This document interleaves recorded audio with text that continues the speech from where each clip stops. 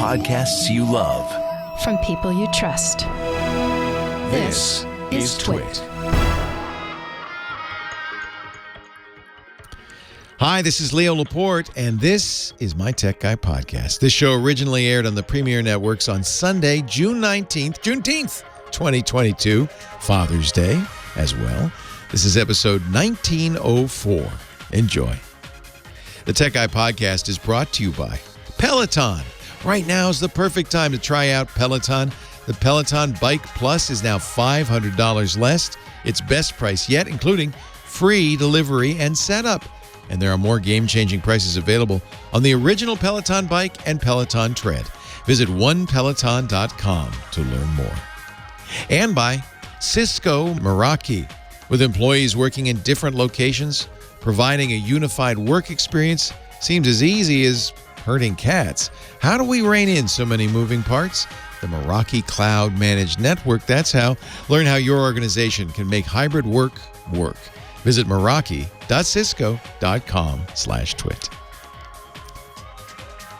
Well, hey, how are you today? Leo Laporte here, the tech guy. Time to talk computers, the internet, home theater, digital photography, smartphones, smartwatches, all that jazz. 8888 Ask Leo is the phone number.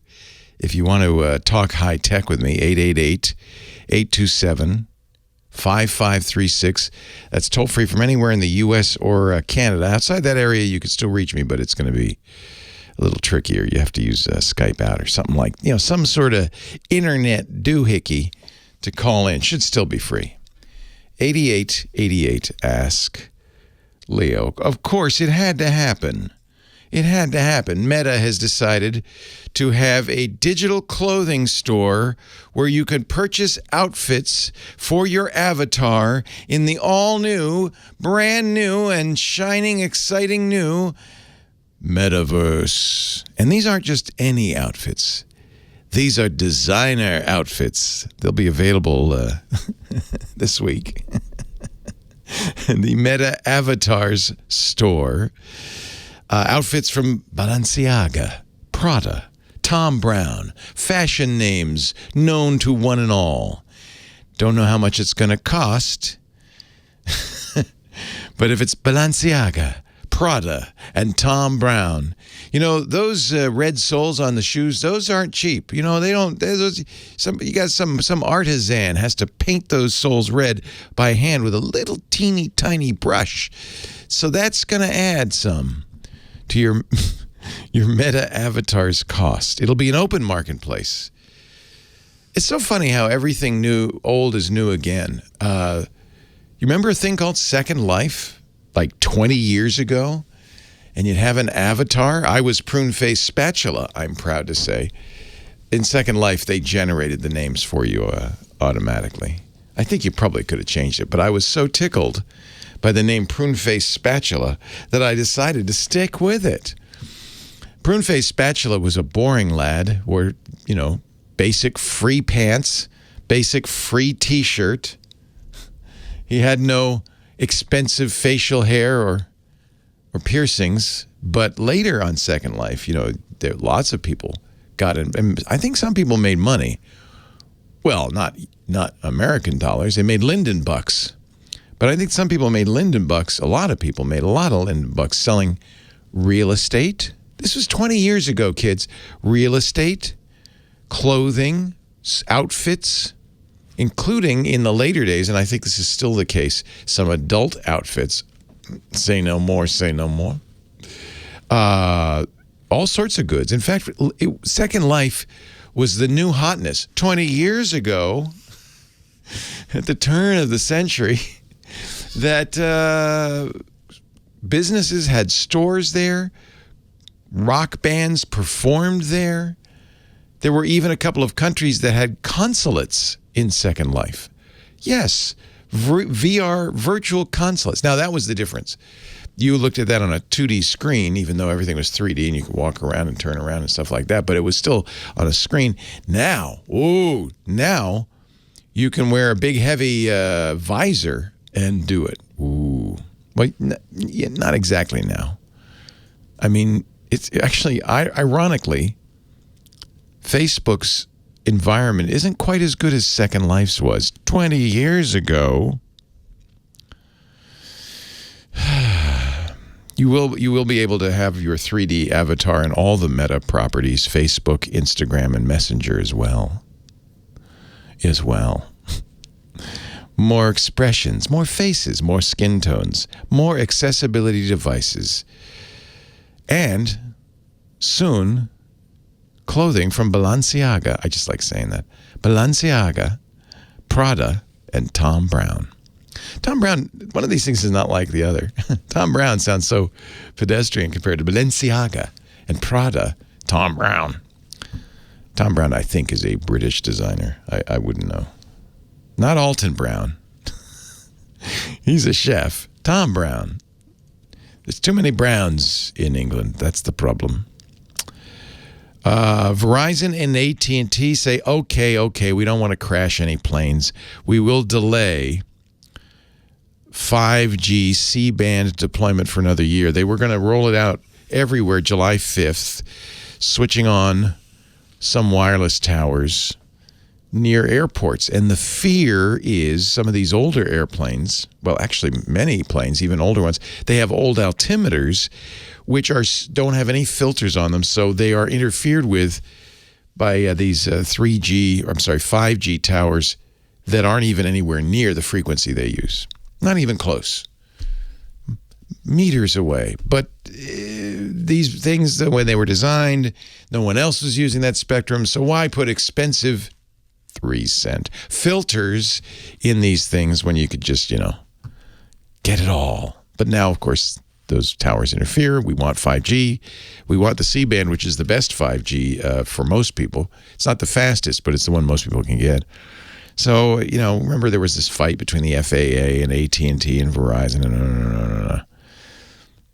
They're going to wait a little longer.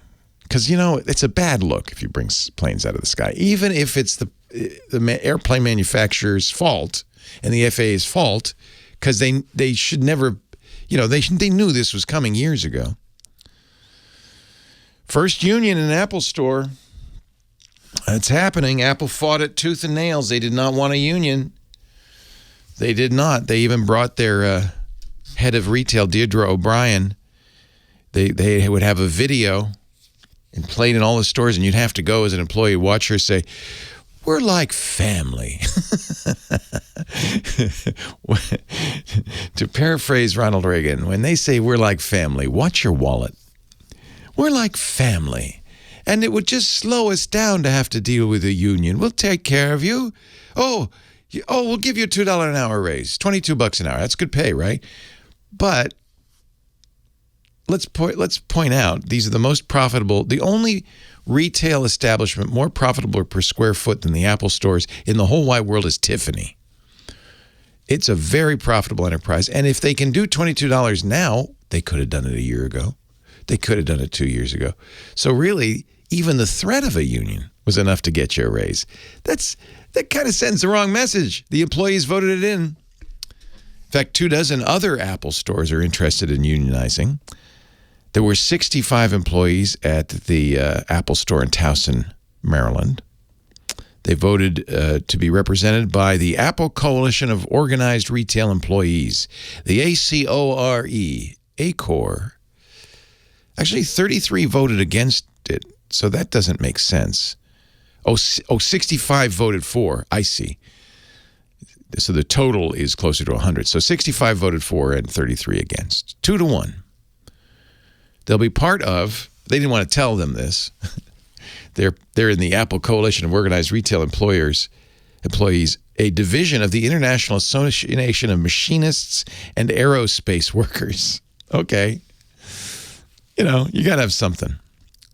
So CORE, they're going to call this, the Coalition of Organized Retail Employees. CORE is now in at the Apple Store. Same thing happened at Starbucks.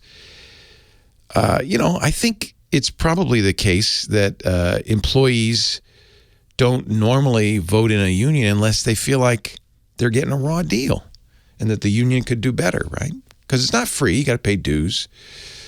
If Apple were giving them everything they thought they could get with a union, they probably would have lost. Maybe instead of a video next time, Deirdre, and a $2 an hour raise. Maybe find out what the employees wanted and try to give them that. Then they wouldn't vote in the union. A former Amazon engineer has been convicted. We talked about this a few years ago, the breach of Capital One in 2019.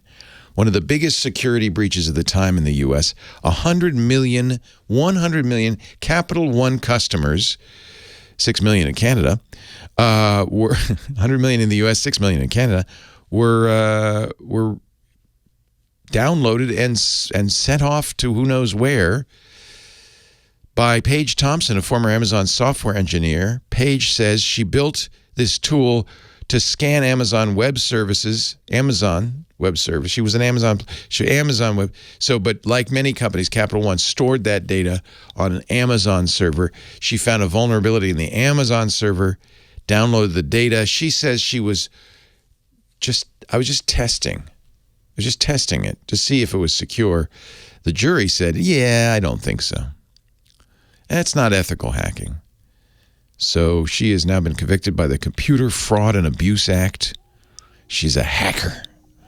And we'll see. The sentence could be up to 20 years of prison time for wire fraud and up to 5 years for each charge of illegally accessing a protected computer, sentencing in the fall. Wow. That could be a long time in the who's gal. 8888 Ask Leo, the phone number. Operator. She's my operator. Smooth operator. Oh, there's another one. Kim Schaffer is our smooth operator. The unbreakable phone angel joins us to answer your calls. That's a mighty big cup of joe you got in front of you there. It is, and it says, love you. Aw. Oh, did someone special give you that? No, it's from your cupboard. It could have been the one from prison, and it could have been the one from Clemson. I don't know. I pick a different mug every time. I love our mugs because I don't know where they come from, but people send us mugs and stuff. And yeah, there's one from Joliet Prison. Joliet Prison, yep. And then one of them says something I can't even say on the air. I like that one a lot, too. I'm going to guess that's Lisa's. I haven't seen that one in a while. I think Burke might have broke it. Is it glued together? I don't know. I haven't seen we it have in a enough bit. mugs. You don't need to glue them together. Happy Father's Day. I forgot to say that. Happy Father's Day. Happy Father's Day. Happy Juneteenth. Yeah. I want to make a request from our musical director, Professor Laura. If you could play Lift Every Voice sometime today, that would be great for Juneteenth. Don't play Cats in the Cradle, though. I don't really feel like that's crying. not good for Father's Day. I don't feel like crying. I cry every time. And you know what's come true, too, because my son now is such a big star on TikTok. Oh, I know. I was going to say maybe Salt Hank will make you surf and turf for Father's Day. I got a text from him at 2 a.m. Well, of course you did. saying Happy Father's Day. I was probably out with him. Yeah, he was definitely, he hadn't gone to bed yet for sure. Party. That's all right. You know what? He's living his own life. He's 27. That's what you want. They live their own life, right? Yeah. I watch him from the sidelines and go, oh, you're having fun. He's a star. That's the way to do it. He's a star. Still hasn't met Dua Lipa, though. That's his true goal in life. Whatever. The whole thing's all about Dua Lipa. No, Doja Cat. Doja Cat. Oh, not sorry. Dua Lipa, Doja Cat. I confused the two. Oh, my God. You even know. He would be so disappointed. You know better than I. No, see? That's hysterical. You know more about my kids than I do. Well, I mean, his food, I'm sorry. It's pretty awesome. It may taste disgusting, but it looks amazing. Well, I never know because I've never had it, but okay. Well. Who should I... don't get me started. I'm going to start crying. Who should I start the show? Flattery will get you everywhere. So Max in Lake Worth, Florida, because of his compliments, he gets to go first. Aww. Always bring Kim a box of candy. Yes. Max in Lake Worth, Florida. Hello, Max. Thank you, Kim. Hello, dear Leo. Happy Father's Day. Oh, I know you, Max. Hello, dear Max. How are you? I'm doing great, my friend. I was just telling the lovely phone angel that she's getting treaty every time I see her on the screen. So I asked her what's her secret. But she said, I can't divulge it to you. So maybe you know the secret. And maybe you could tell me later. You're just adding to the reputation of Latin lovers everywhere. That's all I can say. What can I do for you, my friend Max? there was a lady called last week. She had an issue with her Gmail account in the office, I believe in the Outlook. We're trying to access it. Yeah. It asked for it. Okay. So here's the situation. As you know, Gmail is free, but it's not really free because it wants to read your email and come up with a targeted ad. Actually, they don't read your email anymore. They stopped doing that a few years ago. They do put ads in there, but the ads are based. They don't need to. Here's the truth, Max. They don't need to read your email. Do you use Google for search? They know all about you. So I know. They don't really need to read the email. So they stopped doing that. Aren't they generous? And said, whoa, we don't need to read your email. We'll just give you a Gmail for free. Sure about that. Yeah. I'm not quite sure about that, but I believe you. So this is what happened. I got a 2016 Office product. I actually bought it a few years ago and installed it. And he asked me about my credential from my Gmail account, in Outlook, and everything was going great, fine. All of a sudden, one day, a screen came up and says, what is your login and password? I said, why is asking me that? So I put it in, and then at the bottom it says, Microsoft wants to access your email, wants to read your email. Microsoft now is reading your email. I said, what? Well, let me explain this, because I should be clear. It isn't that Google and Microsoft and any email service don't look at your email. You know they do, and here's how you know they do. Do they have anti-spam features? Yes. The only way they can filter spam is by looking in your email for spam, right? For spam signatures. So yes, it's not that they don't read your email. I should be very clear about that. Google and Microsoft too just say they don't use your email for advertising. But if you want them to do anti-spam or organization, Google will, if you want, sort your email and things like that. You have to let them look at it, or they won't be able to do that.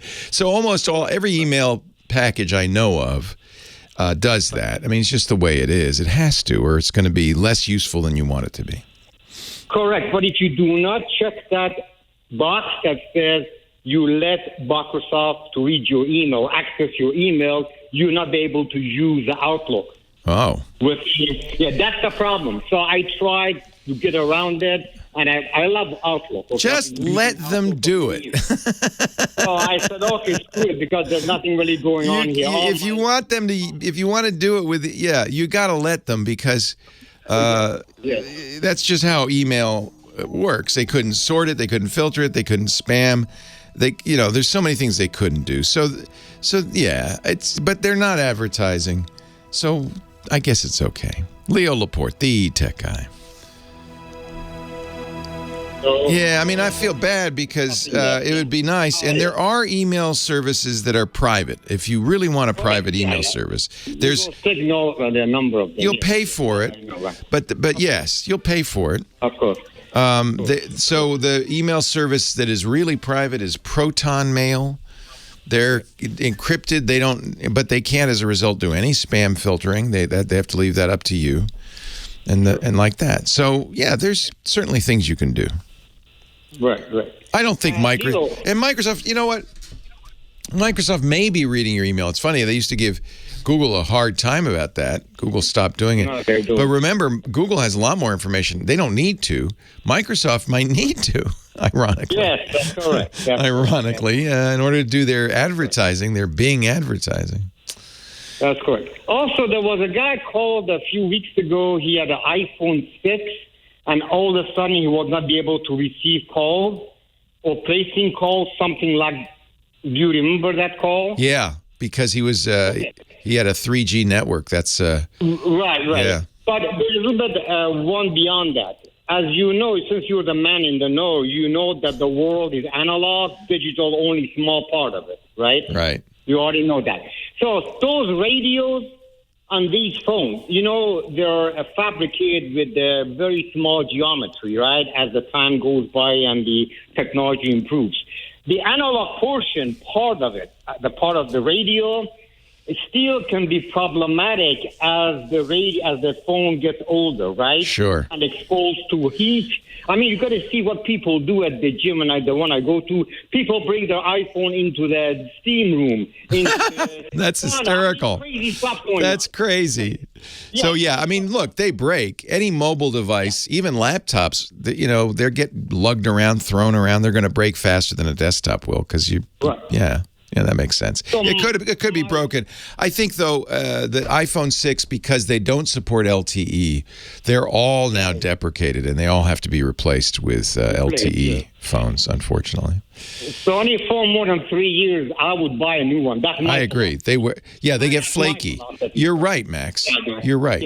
And Max, we should explain. Max knows what he's talking about. This guy goes back as an engineer for years, so he's got expertise in this. Thank you. The last thing, Leo, is that I just installed a whole house standby generator in my beautiful home. Good man. Yeah. So I'm a hurricane-proof now. So no matter what the Mother Nature throws at me, I have power. The good thing is because I have a natural gas coming to my home. Yeah. Connection. They offer that. Generac and others, they offer that. A lot of people use that. Generac. A lot of people use that here, too. I've thought about it, but we have solar panels. We don't have hurricanes, so that's one thing. No. But we do have earthquakes, so we have solar panels and batteries. And I think that they would survive as well as a Generac would. So my brother-in-law has a Generac. He swears by it. He loves it. Yeah. Yeah, I mean, so far, I tested it myself and all that. It has a Wi-Fi, tells me about the status of the generator. Isn't that cool? Yeah. Oh, it's awesome. Oh, it costs you a pretty penny. It costs me about $14,000. Oh, my God. I didn't realize they were that expensive. Yeah, because I have a 24 kilowatt. Do you have to run it? Do you have to run it periodically to keep it? Yes. Okay. Yes. Once every 6 months. 6 months. Because that's not bad. Yeah, because it has an oil in it. It has Right. a two-cylinder motorcycle engine in it. Right. So you have to essentially. I think our neighbor has one because whenever the power goes out, I hear. He might have a diesel. I don't know. It's loud. Hey, I got to run, Max. Time for Sam. Yeah, well, pleasure talking to you. Yes. Thanks. Wonderful to talk to you. Happy Father's Day, Max. Same to you. Thank you. Bye-bye. Bye-bye. Max is quite the character. I love Max. Here he is, ladies and gentlemen, our car guy, Mr. Lowrider himself, Sam Abuelsamid, principal researcher at Guidehouse Insights and the host of Wheel Bearings, that great automotive podcast at wheelbearings.media. Hey, Sam. Hello, Leo. You survived the Brickyard. You've survived. You were at a race, the Firestone. Were you at the Firestone 500? What were you at? No, I was at the Detroit Grand Prix. That was Grand Prix. 2 weeks ago. 2 weeks ago. Yeah. And, of course, the Montreal Grand Prix is today. So it is. In exciting. fact, I think it's going on right now. Well, obviously, I'm not watching it. Do you have a since I'm here team? talking to you. Do you have a team you root for in Formula One? I mean, when I was young, I was a big fan of McLaren. Yeah. They've struggled quite a bit. I like the Scuderia. I was actually the team I think I was the biggest fan of was Tyrrell, which was a small independent team. They went out of business mid-late 1990s. It's an expensive sport. They're limited. It is. They can't spend unlimited. They only can spend $140 million a year. Well, and back in when I was growing up watching F1, they didn't spend anywhere near that amount. That's amazing. But there's a great saying about motorsports: the quickest way to make a small fortune in racing is to start with a large fortune. Oh, but it's so fun to watch. I love watching racing. Yeah. But I always liked Tyrrell because they did some interesting stuff. Let's put it that way. They built the first 6-wheel F1 car. What? I don't know if you've ever seen it. Yeah. No. How funny. Back in the day, they were trying to make the car reduce the drag, the aerodynamic drag. So it had two in the front. Look for I'm seeing the Tyrrell picture of it. P34. Yeah. Holy cow. So what they did was they made the front wheels smaller. They went down to a 10-inch front wheel and had 4 of them. But because they were smaller, they didn't have as much grip. So that's why they went with 4 instead of 2, because obviously a larger tire's got a bigger contact patch, so it really reduced the grip, and it worked pretty well the first year. They actually won a race in the first year they ran that, and then after that it fell by the wayside because they didn't have enough money to keep developing it, and other teams like Lotus came up with ground effects, and which overtook it. So, but they had a lot of interesting innovations over the years that eventually got picked up by other teams. So, very cool. So now I'm going to look more into this, Tyrrell. That's really interesting. Yeah, but that was back in the 70s when the rules were a little more free form. Yes. They could get away with stuff like that. I don't want to sidetrack you because I did this last week, and you wanted to talk last week about cabin awareness. Yeah, so when I was visiting Toyota's headquarters a couple of weeks ago, they showed us a concept called their cabin awareness concept. It was a Toyota Sienna minivan, which was equipped with an imaging radar sensor mounted in the ceiling, in the headliner. And this is a new type of high-resolution radar sensor that they're also, it's also being used for driver assistance systems and automated driving systems. But they're using it in the interior to detect the presence of vehicle occupants or animals or whoever else might be in there. And so the demo they showed us, they had a car seat in one of the seats in this minivan with a doll. It was a doll was modified to simulate breathing, and so they're able to detect with this radar. It's got enough resolution to detect if something is in the vehicle and breathing. So they can tell the difference between just a doll, plain old doll, and a baby. Because they can see the motion of the chest rising and falling. It's got that much resolution. Wow. And so this concept that they built, it was done in conjunction with the Toyota Connected team. And so it detects detects when there are occupants in the vehicle, whether they're seatbelted or not. If everybody gets out of the vehicle and a baby is left behind, which is a problem that we've all heard about, hot baby syndrome, when you get left behind in a vehicle or on hot doggy, a hot day, or hot doggy, it gets very hot in there. And so what they had it do was automatically send alerts, after like 30 seconds, if the doors are closed and there's still a child left in the vehicle with the windows closed, it will start texting, send an alert to the driver's phone, and then start sending a series of cascading alerts to other phones on the contact list that have been set up, and then to an Amazon Echo Show, and then to a smart TV. So they had all these things set up there so you could see the alerts pop up. And if you're watching the video stream right now, you can see the message on an Echo Show. Attention, Toyota Connected Intelligence has detected the presence of a lone occupant in your green Toyota Sienna. Please check the vehicle. That is so great. If it works, that's phenomenal. Yeah, it does work. That's so great. If none of the people on the contact list respond, then after a couple of minutes or a few minutes, it can send an alert to emergency responders, to paramedics or police to come in and check on the vehicle and make sure that everything's okay. So this is I think a great technology. It's something that we should have in vehicles. The cost is it's going to be well under $100 for this sensor. Wow. Is that $100 to the end user or to the manufacturer? To the manufacturer. Yeah, so Toyota, that's expensive. So that means it's going to add up 2 or 3 times that cost, right? Possibly, yeah. But I think it's a worthwhile investment. Oh, heck yes. To have that peace of mind. We don't have kids or a doggy, so we turn off the back seat sensor in the car because I always have stuff in the back seat, and it bugs me. But that's such an important thing to have. I think that's really great. Yeah.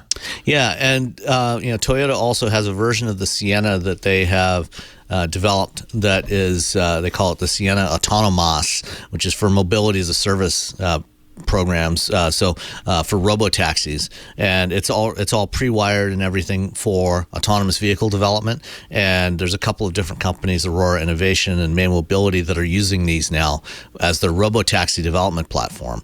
And those also have this sensor in there, so they can detect when passengers get in or out, if they're belted. So if somebody gets in the vehicle for a ride, until they get belted up, the vehicle won't move, things like that. And once everybody gets out, it'll close the doors automatically. So I think this is a really important technology, and we're going to be seeing these sensors, these imaging radar sensors, on a lot of vehicles starting this year. In fact, VIAR has a production program with an unidentified automaker that's supposed to launch later this year.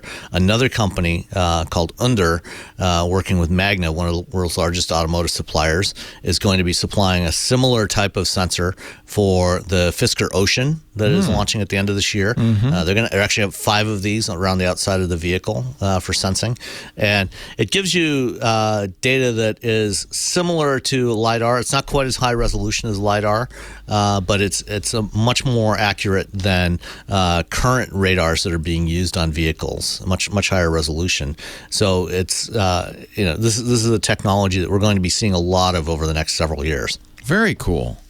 Yeah. Very cool. I think a good safety feature. And I love it that they tied it into the Echo Show. I presume Google, they might tie it into the Google. Yeah, you could tie it into to any assistant system, or any type of system. Or even that my can Apple get messages Watch, and might provide say, notifications. That'd be cool. Yeah. Toyota probably has an app. All the car makers now have apps that you can put on your phone that would. Oh yeah, everybody does. Yeah. Most new vehicles are equipped with built-in cellular connectivity, so you can send send a variety of different alerts to drivers or other people in the family when necessary. Very good. Sam Abuelsamid, he covers cars for us. He's our car guy, principal researcher at Guidehouse Insights. And don't forget, if you like this and you want to hear more of this, he's got a podcast every week called Wheel Bearings with Robbie and Nicole. They're great. Wheelbearings.media is the website, but you can find it wherever you listen to podcasts. Thank you, Sam. Happy Father's Day. I hope your kids called. Thank you, and the same to you, Leo. Thank you, sir.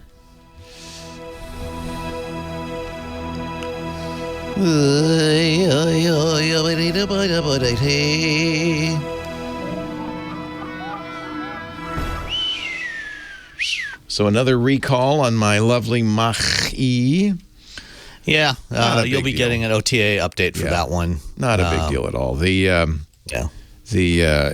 what you have to do to get that part to overheat. You have to do a DC fast charging and then drive with your pedal to the metal as Which, fast of course, and hard everybody as you does can. that, right? Yeah. See, I know that I'm completely not. That's never. I've never used DC fast charging except once, just to show off, on a review of it, because I charge at home, and I never drive with the pedal to the metal. So, last week when I had the Rivian R1T and the F-150, speaking of which, Anthony's got that video. Oh, thank you. Oh, I can't wait to see it. Great. When I had the R1T in the video, I do a full acceleration test with that thing.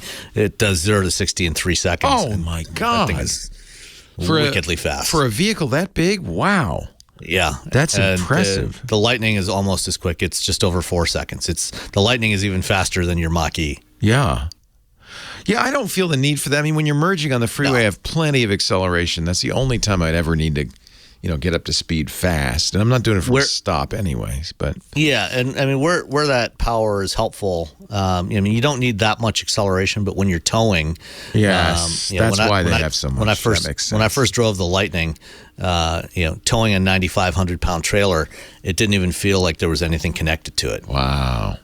Yeah, it is crazy fast. Yeah, that's amazing. So, they're both great trucks. Not really direct competitors. They're kind of going after different market segments. The F-150 is the more traditional pickup truck market. Especially commercial customers, but also retail. And the Rivian is more of a competitor for something like the Jeep Gladiator. An off-road adventure vehicle, or for competing with Range Rover brands like that rather than the F-150. Yeah. So, but both excellent options. And tomorrow, tomorrow morning, I'm heading out to Park City, Utah, to drive the new Cadillac Lyriq. Some of these Cadillacs look really good. I never would have thought of buying a Cadillac before, but some of those Cadillacs look really nice. Yeah, the Lyric's a fantastic looking vehicle. Yeah. And the new Celestiq, which they'll be showing off. I'm intrigued by that. When are they going to show that, next month? I think next month they're going to. This is the one they're hand building, right? Yeah. What's the point of hand building?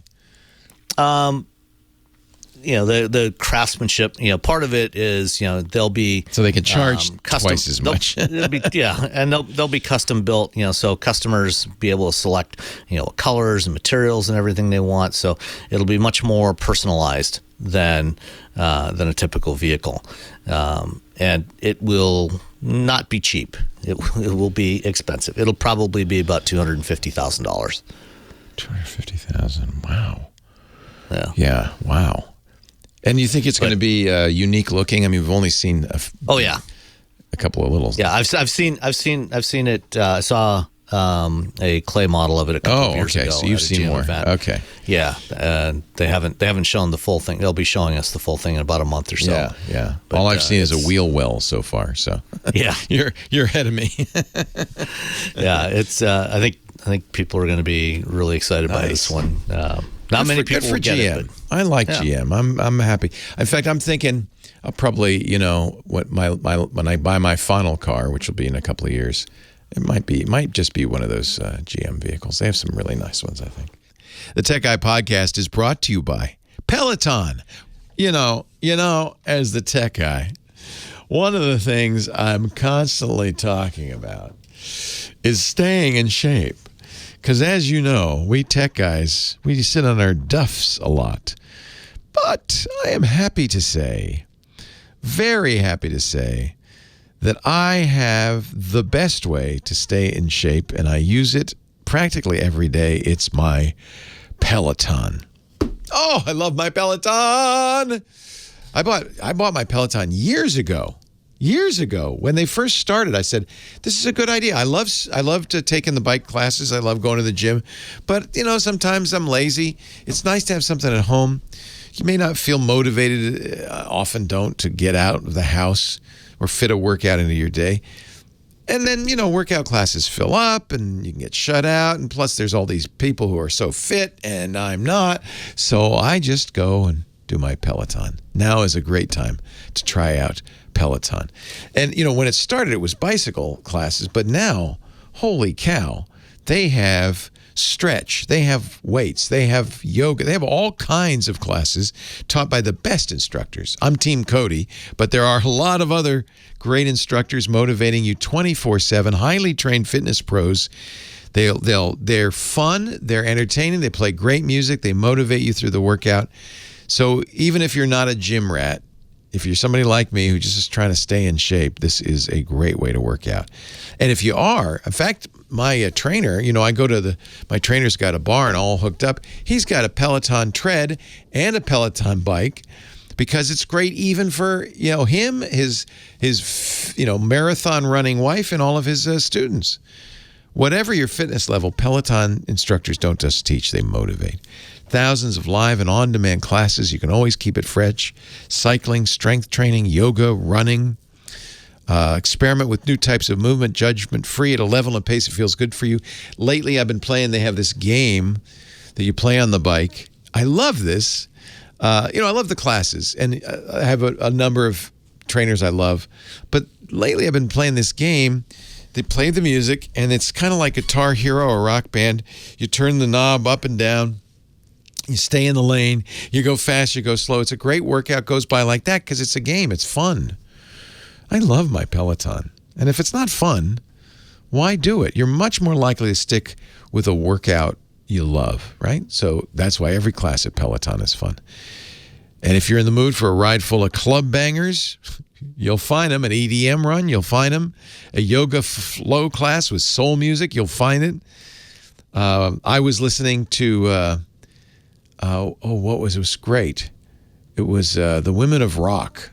Oh man, I loved that. That was fun. And the trainers at Peloton often are DJs too. In fact, sometimes the trainer will bring in a DJ, but they love putting the music together for the class. So there's also, Cody's got he does some crazy things with his music, and I love it. Keeps you entertained, makes you forget that you're getting a great workout.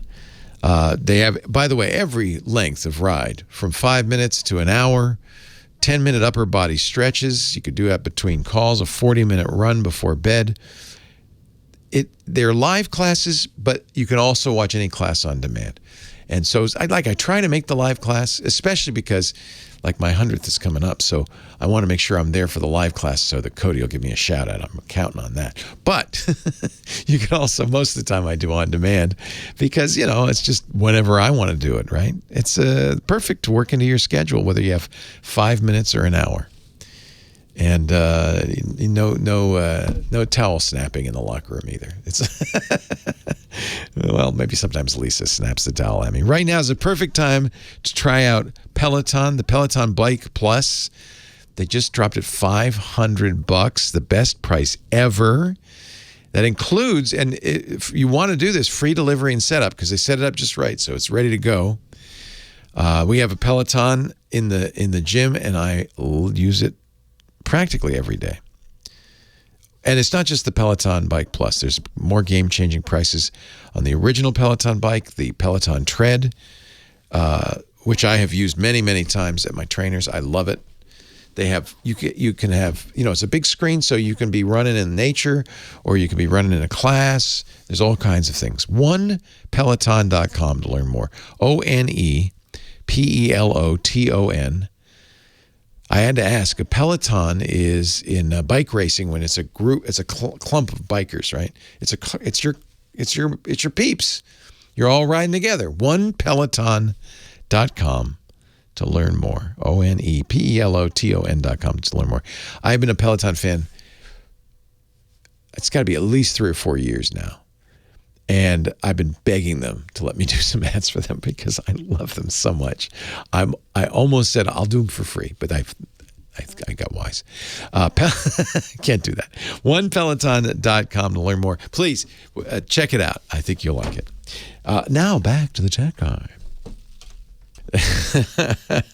Leo, happy Father's Day. Leo Laporte, the tech guy.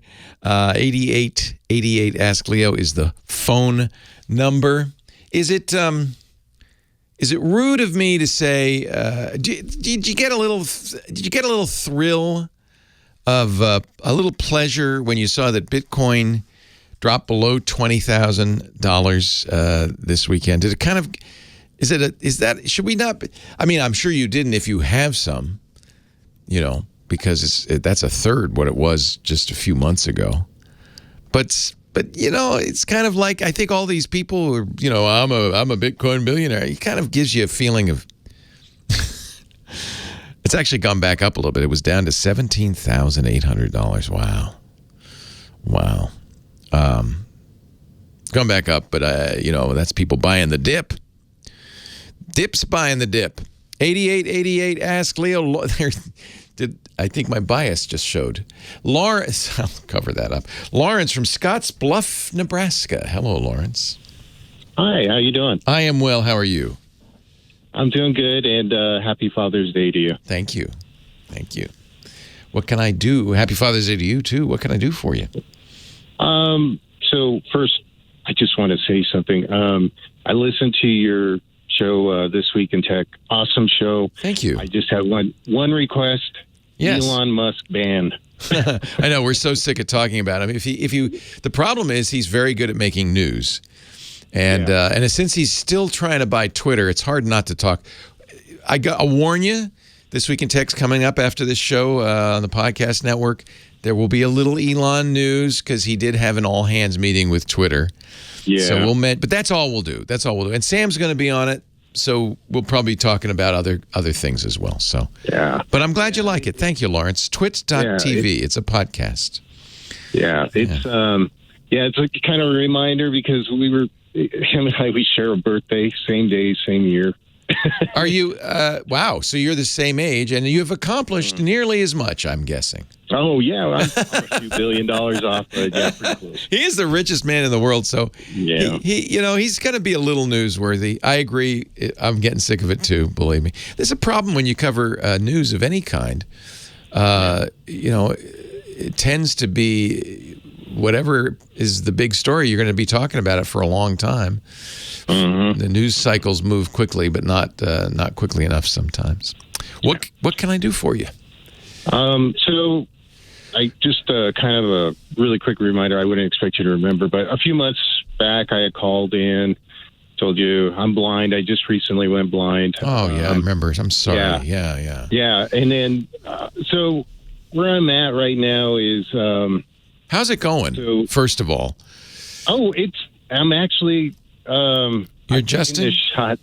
I've taken this shot that helps kind of keep things from progressing.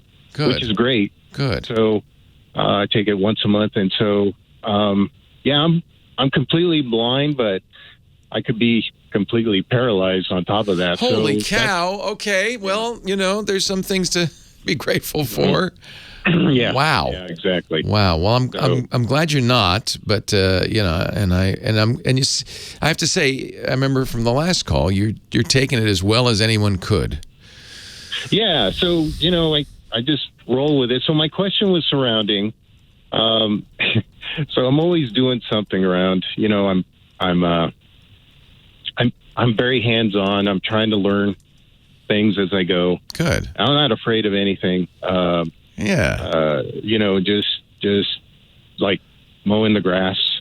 I try to mow the grass. It's very difficult to try to keep things. I know it sounds crazy, but making crop circles is really fun. But how do you navigate? Well, what I do is I have a fence, and I kind of gauge myself going back and forth. But every once in a while, I lose track of where I'm at. So you have some vision. No. Well, how do you know where the fence is? By sound? Oh no, I can feel it. Oh, you're holding it. And then I can kind of gauge, by listening. Sometimes the sound off of the fence sounds a little bit different, and it gets further away and further away, things like that. But I kind of given up on that, so it's really hard to do something like that. So my question is, it's kind of like being somebody's avatar. How is there something that I can put on my glasses for a camera, like a webcam, not kind of like a GoPro, but something, like, for example... you need radar. You need something that will beep as you get close to stuff. Well, no, so this is what so it gets crazy because I have cats, and my cats every once in a while cough up hairballs, and that's quite a surprise. So don't want to step in that, do you? Yeah.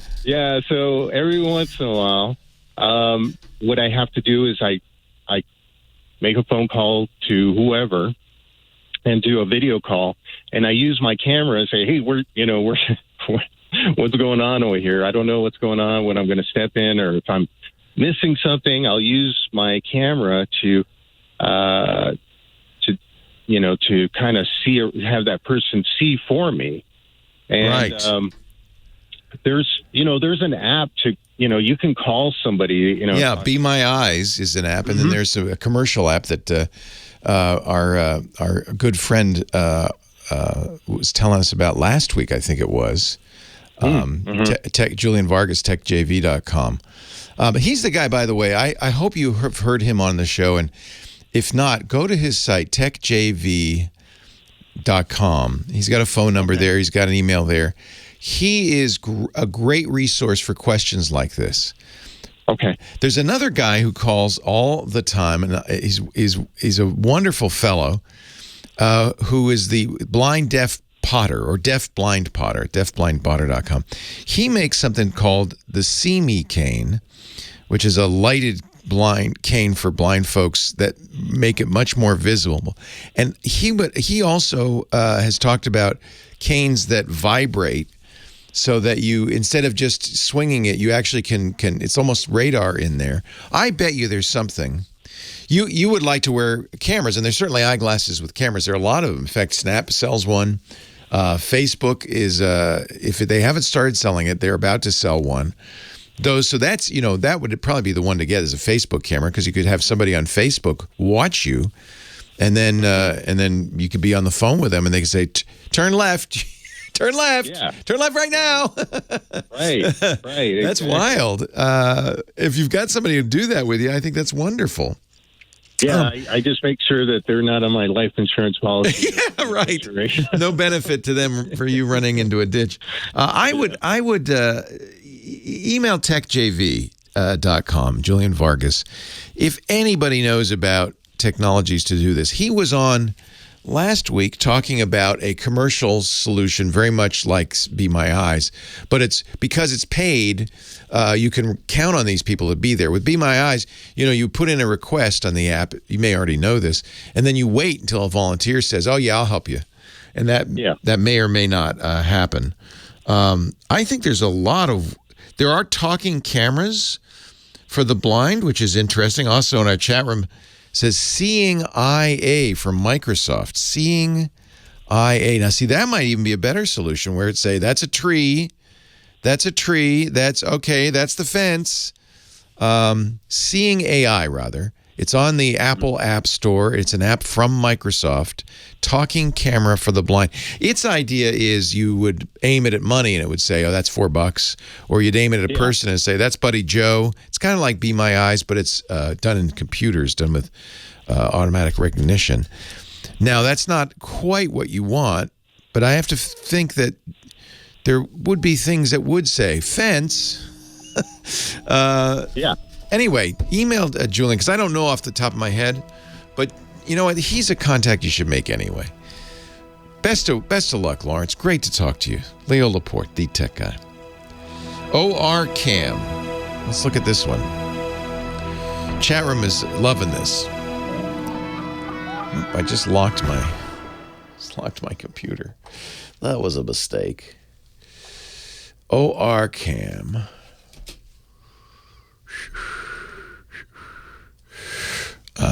Let me see that.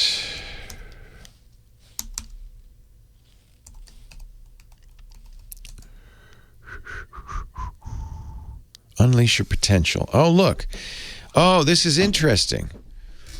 Okay, it goes in your glasses. It's a wearable artificial intelligence device for people who are blind or visually impaired, enable you to independently access the world. It'll read text, recognize faces, identify colors, products, and more. Huh. Again, the problem really is, Lawrence, I don't know. I'm not blind, so I don't know what works and what doesn't work. But Julian is, and he'd be such a good person for you to be in touch with. But there does look like you can do this, and I love it. Instead of, sitting in lying in bed crying, you're out there mowing the lawn. I think that's fantastic. That's brave. I think it just gets a little crazy with. There's been a couple of times where I've gotten lost, walking home, but luckily I can call somebody and. God bless you. God bless you. I'm just, that's really, that's the right attitude. I would hope, I don't know if I would, but I would hope I would have that kind of internal strength if I were in your shoes. Can't give up. I mean, even to the point where I used to ride my motorcycle a lot, and I had to move my momotorcycle, and nobody knew how to ride it, so I had to ride it blind, but whoa! Somebody was behind me. Okay, yeah. If somebody says, okay, slow. It was in a storage unit area. Yeah, where slow. I had to move from one storage. Yeah. But those are adventures, and I think you're taking it in the right spirit, which is let's have some adventures. Let's do some stuff. Mm-hmm. Yeah. Good for you. So you could have been paralyzed. Was this an accident or? No, it was. I have what's called Divek's disease. It's like MS, but just super rare. It's really rare. Sorry. I was at the eye doctor today, or a couple of days ago, and she said your eyeball pressure is too high. I have potentially glaucoma.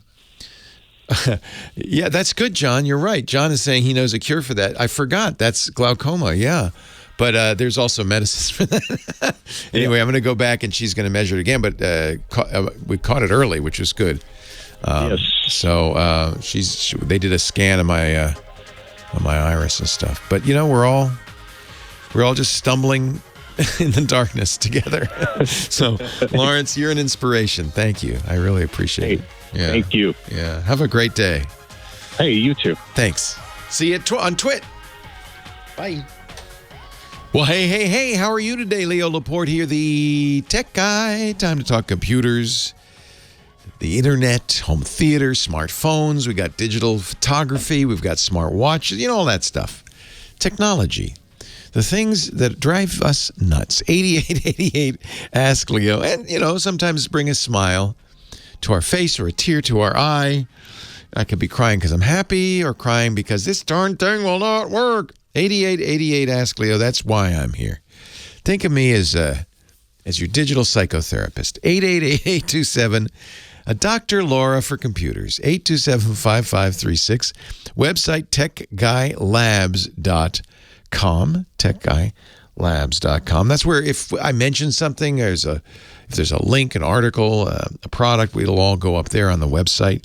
We also put a transcript of the show. Takes a little while to get that done, but a couple of days afterwards. And audio and video, so you can search for something in the transcript, jump to that part of the audio or the video. TechGuyLabs.com. Just look for episode 1904. 1904. Was that the year of the Titanic sank? I something about that year. I know it's not good. Paul on the line, Louisville, Kentucky. Hello, Paul. Leo Laporte, the tech guy. Hey, how you doing, Leo? I'm well. How are you, Paul? Just fine. Got a question about whether or not you should persuade me or dissuade me from buying an Apple cellular watch, the cellular version. And let me give you a little back story about why I'm interested in that. I currently carry two phones with me, Android Google Pixel and the Apple iPhone SE that I bought in 2016, which I've been hearing is going to be losing its support next year. So I would ideally like to just have one phone, like the Google Pixel. Why do you carry two? Well, it's come in once in a while. It comes in handy if something doesn't work on one phone, especially I have the security at home. Like I have this Abode security system. Oh, so it works on iOS but not Android. So you No. It works on both. But sometimes if I'm having trouble with an app on one phone, I can have it as a backdrop. Right. It's kind of crazy. But anyway, I'd ideally like to just have one. Okay. I know that I would have to have, in addition to the watch, I'd have to have a phone. If I had the cellular version, I'd have to have. Yeah, the cellular in the watch does not replace a phone, unfortunately. Right. With the Apple Watch, you have to have an iPhone. With any of the Android watches, you have to have an Android phone. Yeah. But here's the thing. Or actually, you could use an Apple phone with an Android watch. Go ahead. Yeah. So, okay, I was just wondering, could I get a Apple phone SE and an Apple Watch SE cellular? I don't think, I might be wrong, but I don't think they sell a cellular version of the SE. I think you have to get the Apple Watch 6 or 7 to get cellular in it. Okay, so what are we talking about? Price-wise? Yeah. I think $450. For what? The watch. And then how much was the phone? The cheapest SE is $800. Maybe it's $700. Yeah. So yeah, you're talking. Look, Apple never said they were the cheapest solution on the market. Right. You can certainly going for a lot less with an Android Wear device or a Samsung device, and the Samsung Galaxy Watch is, I think, $250. Now let me think what the cellular price is. Actually, I don't know off the top of my head. So you could go, somebody in the chat room saying, look at refurb, and that's true. If you get refurb from Apple, it won't be as big a savings, but refurb is risky if you don't get it from the original manufacturer, in my opinion. No.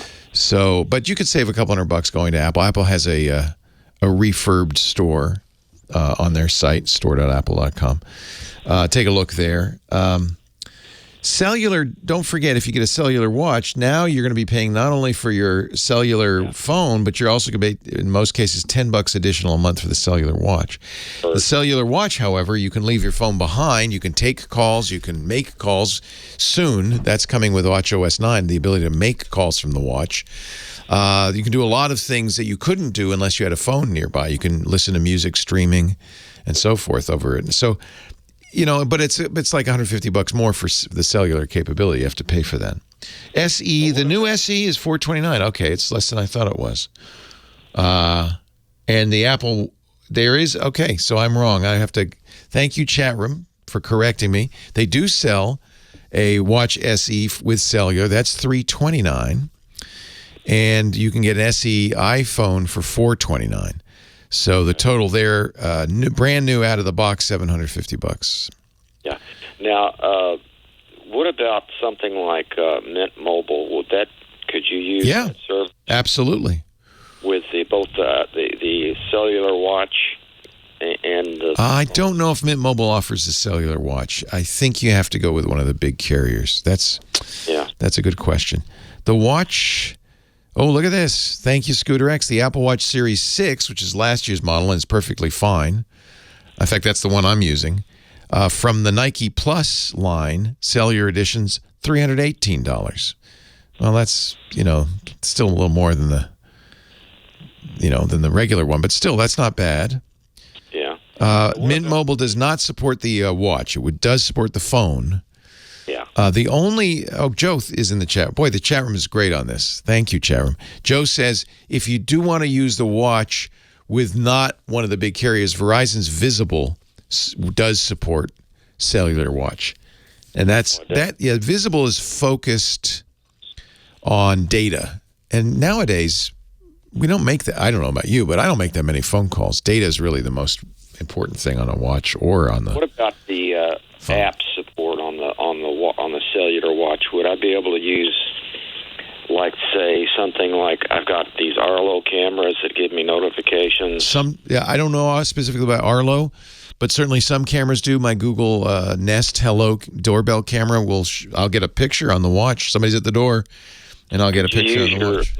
Uber? Could you get an Uber with a? Yes. Oh no! You know what? You could. That was one of the big selling points in the watch. For reasons I really don't understand, Uber discontinued its watch app a few months ago. Okay.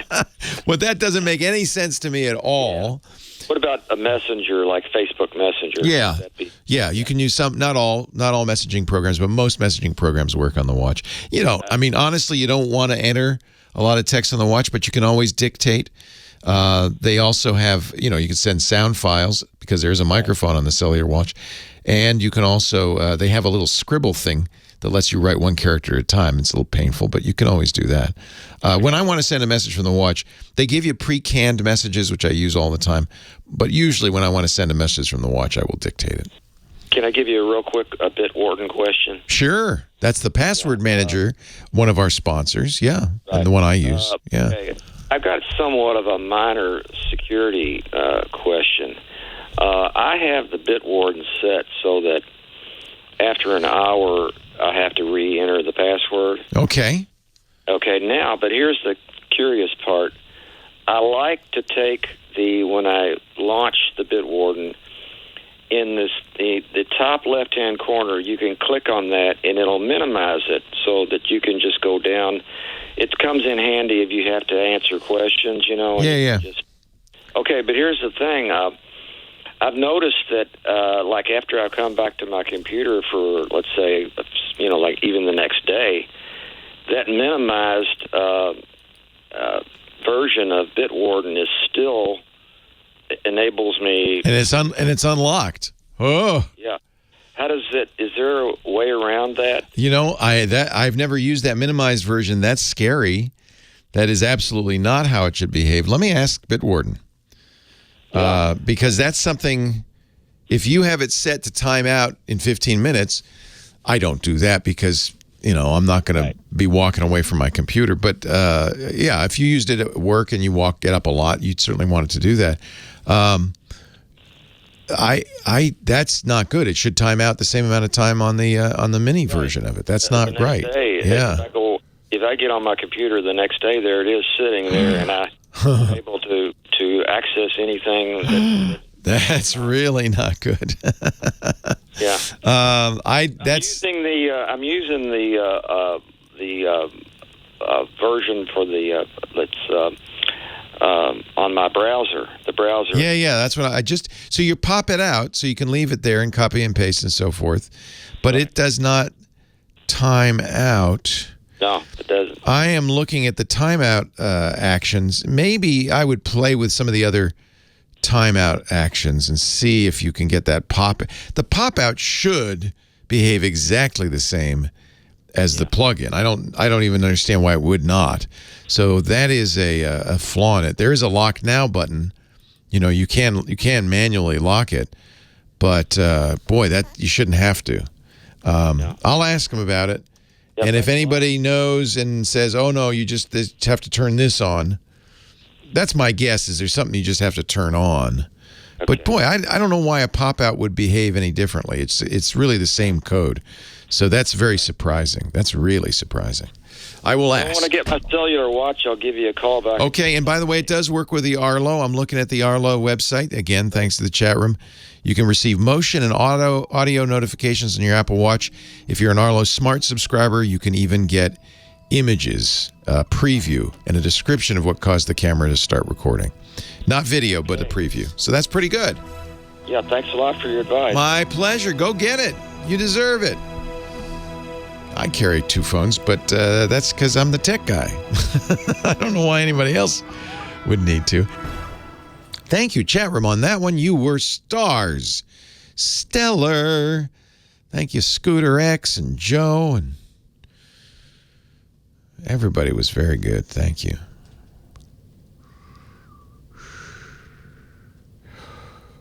Ooh, that sounds good, Sam. Thank you. The way I make my chili is very simple.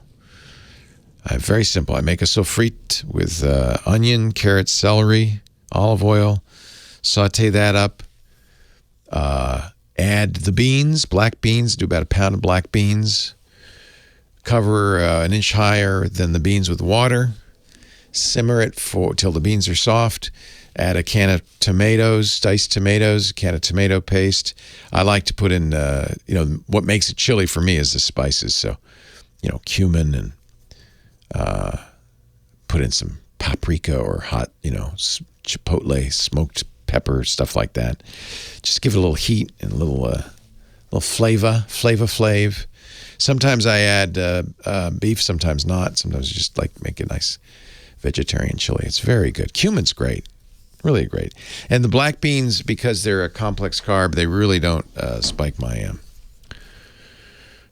you're going to put that in the show notes?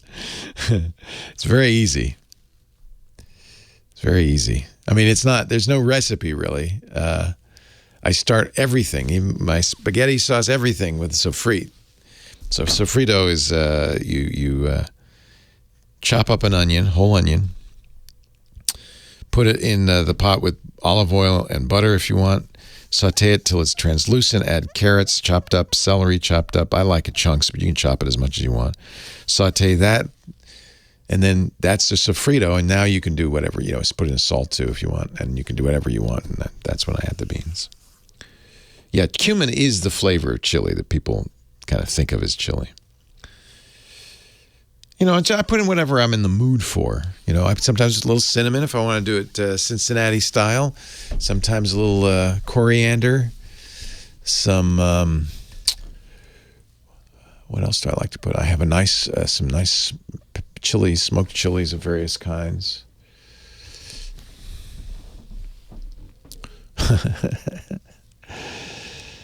Oh man, I would love to get Alton Brown on our network. I don't think we can afford Alton Brown.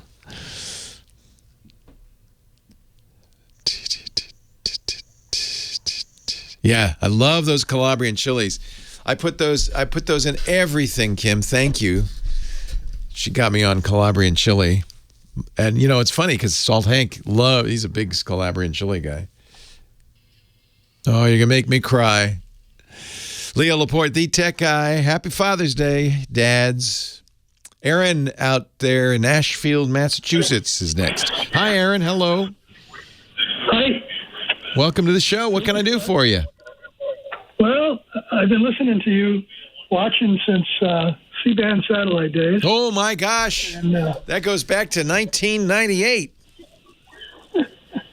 And over the years, lots of people have called in with problems that were traced to lousy internet because they lived in some place that was nice to live in. I know. It's the greatest disappointment in this country is, the internet service providers, unlike some countries where the government puts in the infrastructure. Here it's, of course, private industry, and there's not much incentive for them to do all that digging if there's only 4 people per square mile. So the rural areas are often overlooked. Where I live, we're in one of the larger towns and land area in Massachusetts, but we have a population of less than 2,000. Yeah. Are you in Western Mass?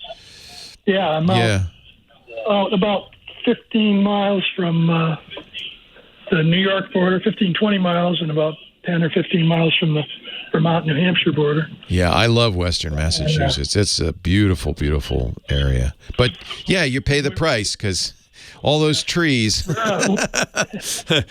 We're a fifth-generation family farm here, and oh, wow. Your advice that you're going to have to move someplace else to get better internet is not practical. Not going to do. Well, here's the good news: you stayed there long enough that things are starting to look up. Yeah, that's right. We formed an MLP, and oh, that was good. That's smart. That's incredible smart. Work of a local, very persistent over the last 5 or 6 years. We finally have symmetric gigabit fiber to every house in town. Oh, that's a great story. And how much does that cost you? $85 a month. Well worth it. Well worth it.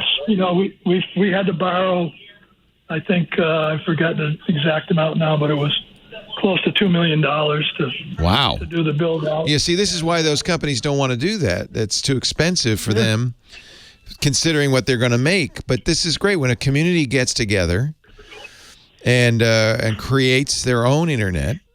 You buy the connectivity wholesale, and everybody gets involved. I think this is so great.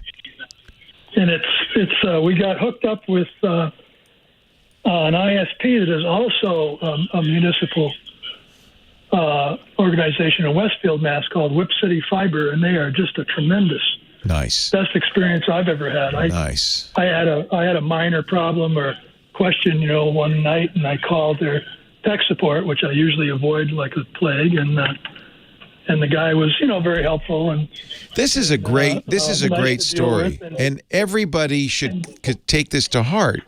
You can do this. I mean, you take somebody fairly technical to kind of spearhead it.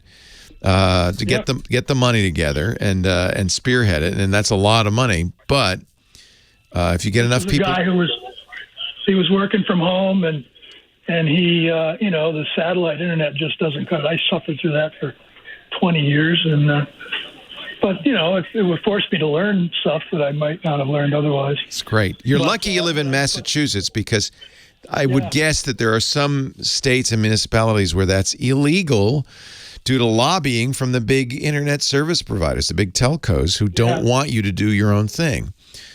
This was made possible by Massachusetts building the backbone out the Mass Pike and then up Route 91. Awesome. And so a lot of the hill towns around here have that opportunity now. Well, my grandmother built a house in Lenox, and I have such fondness for the area. I just, that's one of the reasons I couldn't live there. And now that you're doing that, I'm moving to Ashfield, baby. There's a lot of the neighboring towns are doing the same thing now. We were one of the first. That's awesome. The state is supporting it, which is great. That's kind of an important part of it. Well, that's a very happy. What do you raise, Aaron? What kind of farm? We're apple growers. Oh, We've got about between 50 and fluctuates between 50 and 70 acres of apples. I miss apples in the fall in New England. That was the thing I looked forward to. Pleasure talking to you, Leo Laporte, the tech guy. Oh man. Do you let people come out and pick their own, or?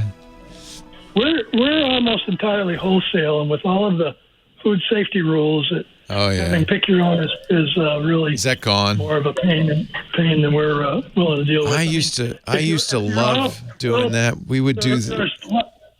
Go ahead. We would do that every fall. We'd go because I grew up in Rhode Island. We'd go pick your own, and then my favorite part was the apple cider. You bring back big jugs of apple cider. Oh, I miss that. Well, we live in Apple Valley, believe it or not. Oh, nice. It's been Apple Valley since the 1700s, and Asheville's divided into Apple Valley, Baptist Corner, Spruce Corner, South Ashfield, and Watson. And we're in the Apple Valley part, and it's a great place to live, but it's there was when I was a kid, my father was a dairyman, my uncle was the apple grower, and we worked together. Oh, that's for the last close to 50 years now. Are you the Clark Brothers Orchards? That's right. Oh man, I might move out there. Do you need a neighbor? You need somebody to pick the apples? Yeah, we definitely do. You're living the dream. Find local people to do it anymore. Oh, I bet not. Yeah. We have guys that come up from Jamaica every year to help us do the picking and. Oh, that's interesting. Huh. Yeah, it's part of the H2A program. Good. Which is a whole other story. Is one of the reasons we are as computerized as we are. There's so much record keeping to keep. Oh, I bet. Yeah. We had to. We borrowed money for the first time in 100 years to buy a $300,000 grading machine because. Oh my gosh. We sell our main customer is Whole Foods, and we sell to some other places that we're not allowed to talk about. What variety of apples? Well, we grow about 26 different varieties, but there's only about 8 of them that in quantities for wholesale. And what's your favorite? One is Honeycrisp. My favorite is probably McCowan. Oh, okay. Although we have a new one. That is a Honeycrisp Fuji cross called Evercrisp. I think that has better flavor than a Honeycrisp. I'll look for Honeycrisp to me is a little bland. Yeah, unfortunately, the apples these groceries buy, they want them to, be perfect all year round. So they got to travel well. Some of the best tasting apples don't travel right. Well, That's why I loved going to pick them in the old days. So you said McCowan or McCowan? McCowan, M-A-C-O-U-N. O-U-N. It was discovered originally in Canada. It's a regional apple, and it's. Oh, it's like it's like a little bit like a Macintosh. Oh, that looks good. Macintosh. It's crisper and sweeter than a Macintosh. Oh my! They have just a tremendous flavor, but I love the Macintosh. My Macintosh. And we've had to. Yeah, Macintosh is a great apple, but it has a bad reputation because so many poor ones are sold in stores. And I don't think they keep very well. But that's what we would always go up and pick as a Macintosh. Yeah, they don't keep. But one of the best apples you'll ever eat is a Macintosh that's ripened on the tree and is about ready to fall off. Stop it. Not only do you have gigabit internet, you got ripe Macintosh apples. I'm so jealous. But Honeycrisp is what keeps us in business. Yeah, that's all I see at Whole Foods. Yeah. Whole Foods pays us, $27 for a bushel of Macintosh and $80 for a bushel of Honeycrisp. Holy cow. You can see what we're doing. Yeah, you grow the Honeycrisp. Hey, I got to run. A pleasure. Thank you, Aaron. God bless you. All right, when you're visiting your mom, we're just a hop, skip, and a jump up the road. Come visit us. I will. Oh, man. Clark Brothers, I'm on my way. Okay. Thanks. The Tech Guy podcast brought to you this week by Meraki. Cisco Meraki, the experts in cloud-based networking for hybrid work. It's here. It's happening whether your employees are working from home, at a cabin in the mountains, on a lounge chair at the beach, or in the office. A cloud-managed network provides the same exceptional work experience everywhere. You need that. You may as well roll out the welcome mat because hybrid work is here to stay. Hybrid work works best in the cloud. There are definitely perks. Employees love it, but you know what? Leaders love it too, and I'm going to tell you why. Workers can move faster. They can deliver better results, especially if they've got a cloud-managed network, so they're not disadvantaged, right? Leaders can automate distributed operations. They can build more sustainable workspaces, maybe even save some money on rent, right? Proactively protect the network. IDG did a study. The IDG Market Pulse Research Report conducted for Meraki highlights top-tier opportunities in supporting hybrid work. Believe it or not, hybrid work is a priority of 78% of C-suite executives. They know it's happening. And leaders want to drive collaboration forward, but they know it's important to stay on top of boosting productivity. And let's not forget, security is always top of mind, right? Hybrid work has its challenges. The IDG report raises the flag about security, noting that 48% of leaders report cybersecurity threats as a primary obstacle to improving workforce experiences. So one of the things you're going to look for is always-on security monitoring. That's what you need to make cloud-managed networks awesome. And that's what you get from Cisco Meraki. IT can use apps from Meraki's vast ecosystem of partners, turnkey solutions built to work seamlessly with the Meraki cloud platform for asset tracking, for location analytics, and more to gather insights on how people are using their workspaces. In a smart space, environmental sensors can track activity and occupancy levels to stay on top of cleanliness. We still have to do that. Reserve workspaces based on vacancy and employee profiles. Hot desking, right? Lets employees find a spot, scout one out, reserve it ahead of time if they need to. Locations in restricted environments can be booked ahead of time.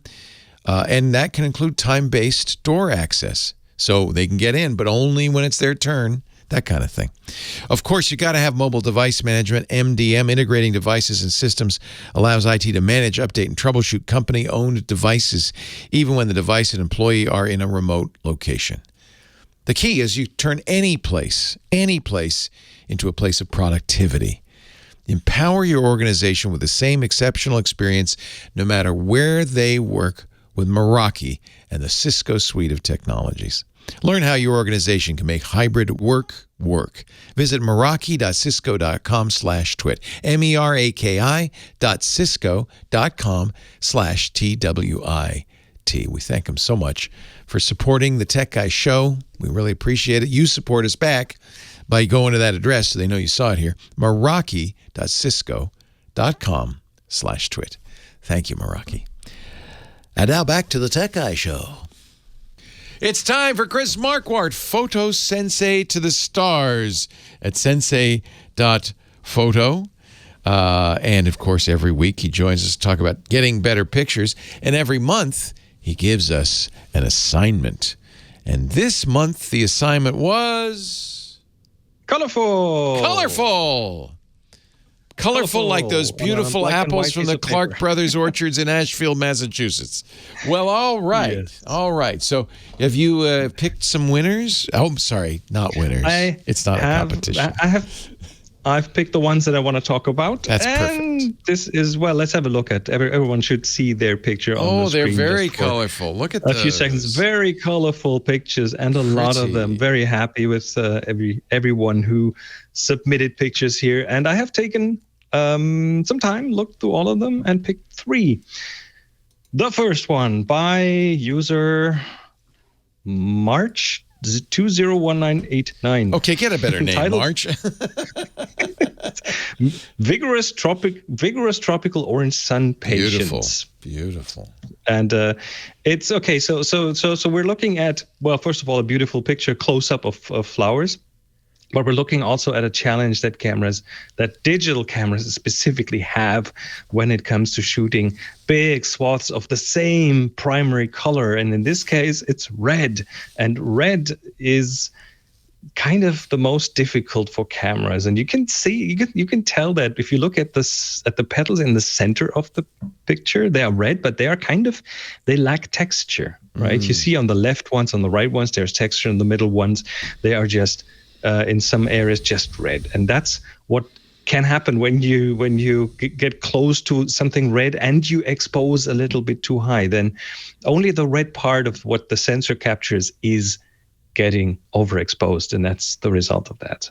So I tend to exposure compensate a slight little bit down in these kind of cases. Why is red so hard? Oh, that's a very good question. I guess it has to do with the amount of energy in the spectrum on that side. I bet that's it. Yeah, and it's not just still cameras. It's true of video, all digital. It's video cameras have the same problem. They just can't get red. The red channel is difficult. Yeah, it's very difficult. But still, I mean, the cameras usually do a good job compensating for that. And in that case, just out of experience, I would just tone it a little bit down in exposure, and then it really pops. Okay, second one by Ron Farron. It's a black and white photo of a VW Beetle with Coca-Cola on it and this must a logo on it and this everything. Must be Mexico. I love it. That's great. It's some advertising thing, but it's a black and white photo. But you instantly, because it's a brand that's recognized all over the world, you instantly know what the colors are. So you feel the colors in that picture. I found this interesting because that's right. Speaking of red, it's probably bright red, right? Wow. It obviously has to be. Yeah. So it would be weird if it was green or blue. So I found it interesting that you can actually, by reminding people of something, you can conjure up a color without even showing it. It's not Mexico, which is funny, but because the VW bugs are all over Mexico, and so is Coca-Cola, but it looks like Southern California, actually. Probably, yeah. Nice. Okay, and very last nice but not least, picture by Smith J88, delicious strawberries. Yeah. And we see a bucket of strawberries. And so there are a few things about this picture. If you look at the red in that picture, it is a bit underexposed. It's a bit darker than you would typically see it. And that makes all the red very detailed. So, and it helps the color saturation, the perceived color saturation goes a bit up in that case. So this also, photographer is sophisticated because they knew to do that.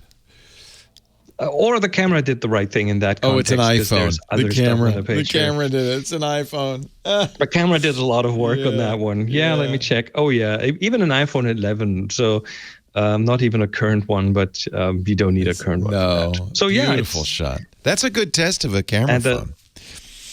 It is, and the color contrasts in that are interesting because, of course, you have primary colors, red and green, and those are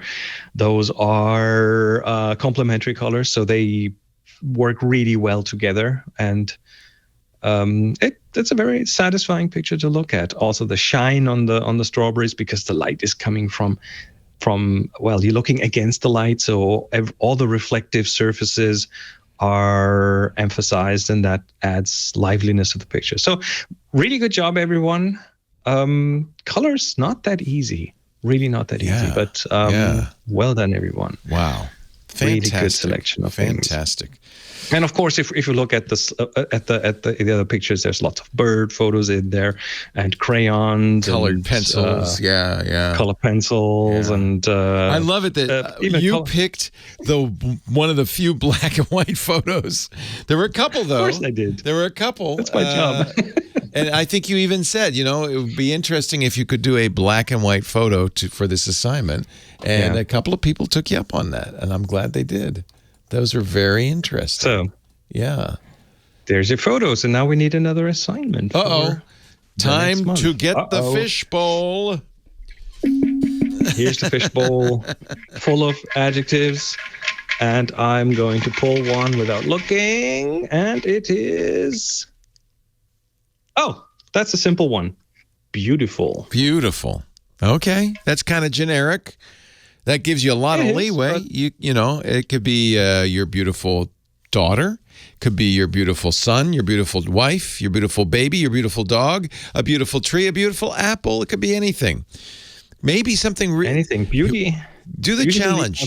You did the challenge last time to take a black and white photo illustrating color. Let's take a picture of something ugly that's beautiful. How about that? That gives me an inspiration because the ugliest dog contest is coming up in Petaluma in a couple of weeks. It's an annual thing, And these are the ugliest dogs you have ever seen. But if I could take a beautiful picture of an ugly dog, I might even get picked next time. I would give you bonus points for that, for sure. I don't want to give you any ideas. The point of this is really just to get you out there taking pictures. You don't have to use a fancy camera. In fact, as you saw, an iPhone 11 works just fine. Use your camera phone, whatever you want. Take an image that illustrates the word, the concept, the idea beautiful in your mind. We're not going to tell you. When you find something you like, though, and you could submit, it's going to be 4 weeks, so you can submit up to 4 photos, 1 per week. You want to upload it to Flickr. Flickr.com is a photo sharing site, free to join, cost you nothing for up to 1,000 photos. Chris and I like to support them, so we're pro members, but you don't have to be to do this. We have a Tech Guy group on Flickr. You'll know it's the right Tech Guy group because there's tens of thousands of members. Once you get there, tag it. It's very important so we know it's a submission for this month's assignment. TG Beautiful. TG for Tech Guy. TG Beautiful. And Renee Silverman, who's the moderator of the Tech Guy group, will accept it on behalf of the group. And all the other groups members will look at it and comment on it. It's one of the nice things about Flickr is it's a good way to get some feedback. People are generous and gentle and get some feedback on your photography. Another way to get feedback is to go to sensei.photo, SENSEI.photo. Chris Marquardt's there, along with other photographers, giving you coaching and training and help and support and all of that. There's photo workshops. Soon you'll be back on the road, I hope. Yes, I'm working on that. I know. I pressure you every time. I want to go to Bhutan. That's all. I'm just saying. Sensei, SENSEI.photo. Chris also has some great photo books. And don't forget his podcast, one of the oldest podcasts out there. Definitely one of the best. TFTTF.com. Tips from the top floor. Thank you, Chris. Thank you, Leo. Nice images. I like that. Appreciate that.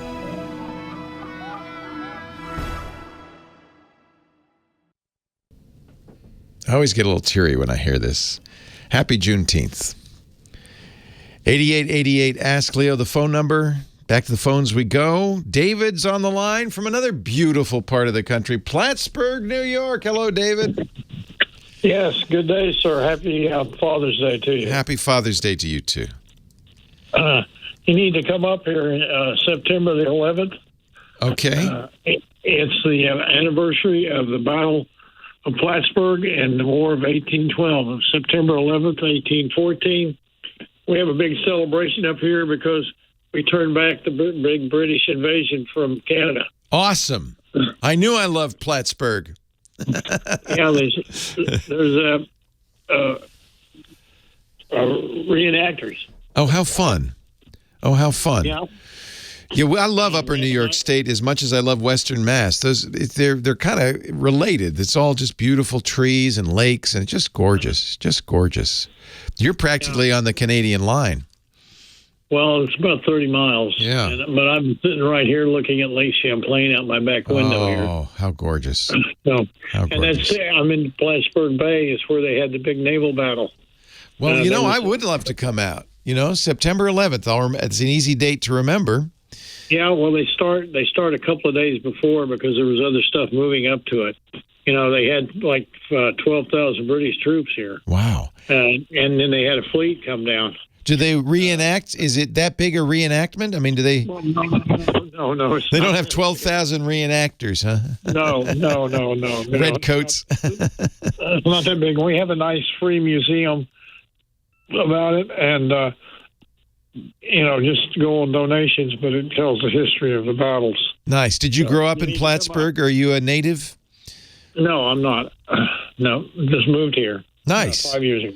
The Adirondacks are totally gorgeous. Really nice. Yeah, it's gorgeous. So anyway, my problem is I have a Samsung G7. Okay.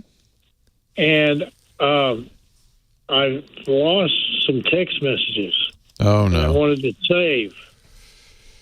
And is there any way of getting them back?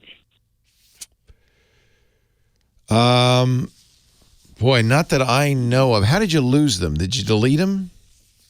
I don't know. I was very careful about not deleting them, but they fell off. I don't know how. They just disappeared, huh? Yeah. Well, you can, any Android phone, including the Samsungs, you can connect to a computer. You have a Windows PC? Yeah, I've got an Apple, and my girlfriend's got a. It's easier with Windows. Apple, Samsung. She's got a Dell. Yeah, she has a Dell. It's a little easier with that. Samsung, the Windows has drivers for the Android phones. On a Mac, you need to download something from Samsung, which is perfectly fine. You can download called Keys, Kies, and it basically is the driver, so that you can look at the hard drive as the phone as if it were a drive, and that's the key. Because if you can see the phone and you can see it as if it were a USB drive mounted on your computer, then you can do a couple of things. First thing I would do is browse around, look around. There might be a trash bin. There might be other places where that message might be stored. I would for sure, before you do anything else, copy the contents of the phone, preferably with a disk imager, something like a Cronus True Image. Copy the phone into an image on your drive. That way, anything you're going to do next, you won't lose any precious data, because the next thing you can do if you don't find those messages is run an uneraser program. This is kind of more, we're getting a little technical here, and I'm not sure how technical you are and how much you want to go down this road, but that's what if you don't want to do it, you could bring it into somebody who could do it. Let me ask you a quick question. I can go to your techguylabs.com and go to show 1904 and get all these instructions. I'll put some links up. I'll put a link to Samsung's Keys program, which lets you download the data, or what you want to do is mount the phone as a USB drive. Then you could do anything you would do to a drive that you've lost some data on. First thing, of course, dig through it. You want to mount what? You're going to take the phone, get a cable that plugs into the computer. Right, I've got those. Yep, it probably came with a phone. You plug it into the computer, and then you'll see it, and the phone will say, well, do you want to be a MTP or a mass storage device? What do you want to be? You want to be a mass storage device. You want to be a drive, not a phone, okay? Not a camera. Storage. So you want to be a mass storage device, and then that'll show up then on your desktop like when you plug in a USB drive or USB thumb drive, you see that mount on the desktop. Now you can open it up and you can go through it. First thing I do is go through it to kind of look at what you got. You might also want to make a copy of it just to make sure you don't lose it. This is what you would do, and if you brought it to the Geek Squad or somebody, hopefully there's somebody in Plattsburgh who's kind of you want the shade tree mechanic of technology. You know what I'm saying? Yeah, the guy. They closed the Best Buy here. Of course they did. In Burlington. See if you can find some guy. It's better than the Geek Squad, because I don't even know if they'll handle this. But if you can find some guy who's a computer whiz who opened a little storefront, fly-spec little storefront, it's been there for 20 years. He's got a computer from 1998 in the front. But he likes taking stuff apart. He will know how to do this. Because the next thing you want to do is see if there is see what the erased files are on there. Because it's possible. I mean, again, this depends on how much you want this message back. But it's possible if it was erased that at least, the way computers work, they don't erase the data. They just say, hey, you can reuse this spot. It's not in use anymore. So for some time, that data will stay there until somebody else reuses the sectors. So that's why the first thing you do is you make a copy. After you dig through it and you don't see it, you make a copy of it so that anything you're going to do with an uneraser can be reversed, because sometimes these can be destructive. And then you want to go through it and see if you can find it.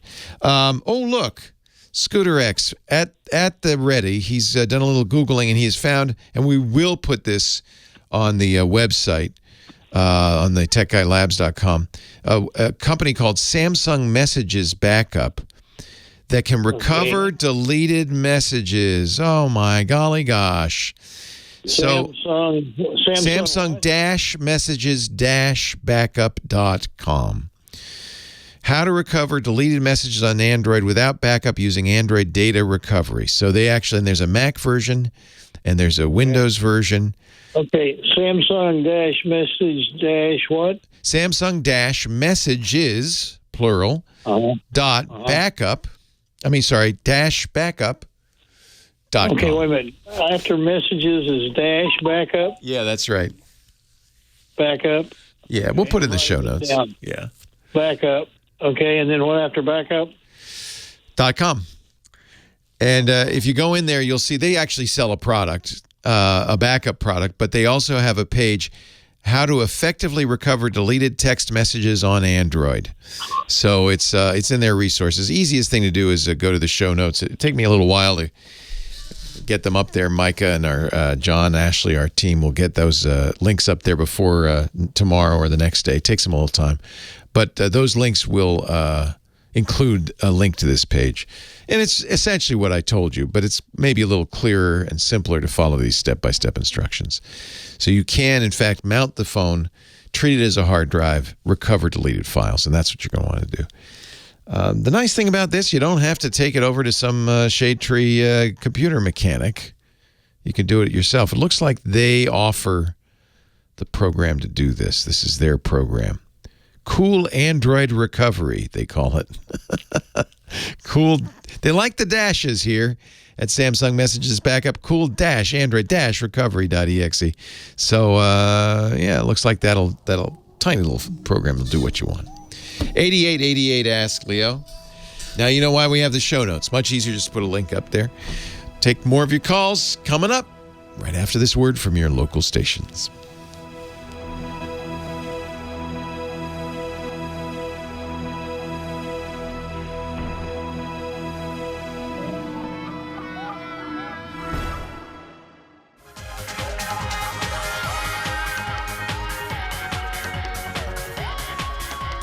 Well, hey, how are you today? Leo Laporte here, the tech guy. Time to talk computers, the internet, home theater, digital photography. We got your smartphones. We got your smart watches. We got all that jazz. 8888 Ask Leo. That's the phone number. 888-827-5536. Toll free from anywhere in the U.S. or Canada. Outside that area, yeah, you can still reach us, but it's going to take some ingenuity. You got to use Skype or something like that to call. Using Skype out, some sort of voice over the internet solution that will call a landline, and then it shouldn't cost you anything once you figure that all out. 8888 Ask Leo. Back to the phones we go. Naples, Florida's on the line. Carmine. Hi, Carmine. Hey, Leo. How are you today? I am very well. How are you? Oh, pretty good. I'm playing in the World Series of Poker in Vegas in about You're 2 kidding? weeks. Oh, how exciting. It'll be great. Is this your first time? Or? Yeah, first time in the main event, yeah. Oh, man, I'll be rooting for you. Yeah. So, Now, let me ask you, before you get into this, yeah. I got all sorts of questions. Sure. I watch this. I love the World Series of Poker. So you're going to Vegas, right? Is that where it is this year? Or? Yeah, at Bally's. At Bally's, yeah, of course. That's where they have the gold watch and all that. Oh, that's exciting. What is the ante? What do you have to put in to begin? $10,000 to play? Yeah, it's still $10,000. It's been like that since 1978. They haven't changed it. But yeah, you can win up to $10 million if you get first place. So. Fantastic. Now, how many rounds? How long does it go on? It goes on for 10 days, believe it or not.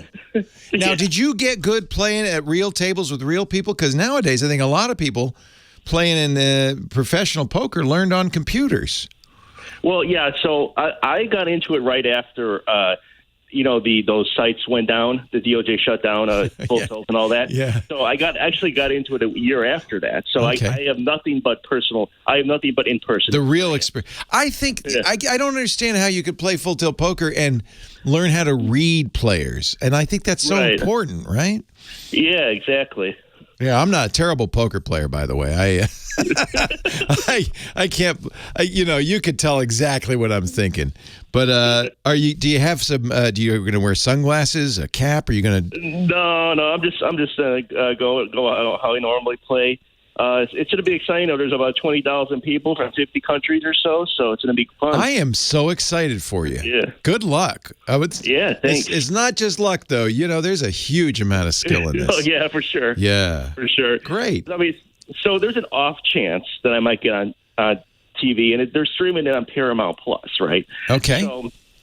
So I have parents that are not particularly tech savvy, to put it mildly, and I was wondering, I'm not sure this is legal, but I was wondering if there's any possible way I can get that stream off of that Paramount Plus and put down like a DVD for them if I'm lucky enough to get on TV. Oh, interesting. So they're not going to offer it on demand later. You have to watch it live. Yes. That's golly. Oh, yeah, there's ways you can. I think there's ways you can record it. Let me think. So you're going to watch it on a Roku or an Apple TV? What are they going to play it back on, the computer?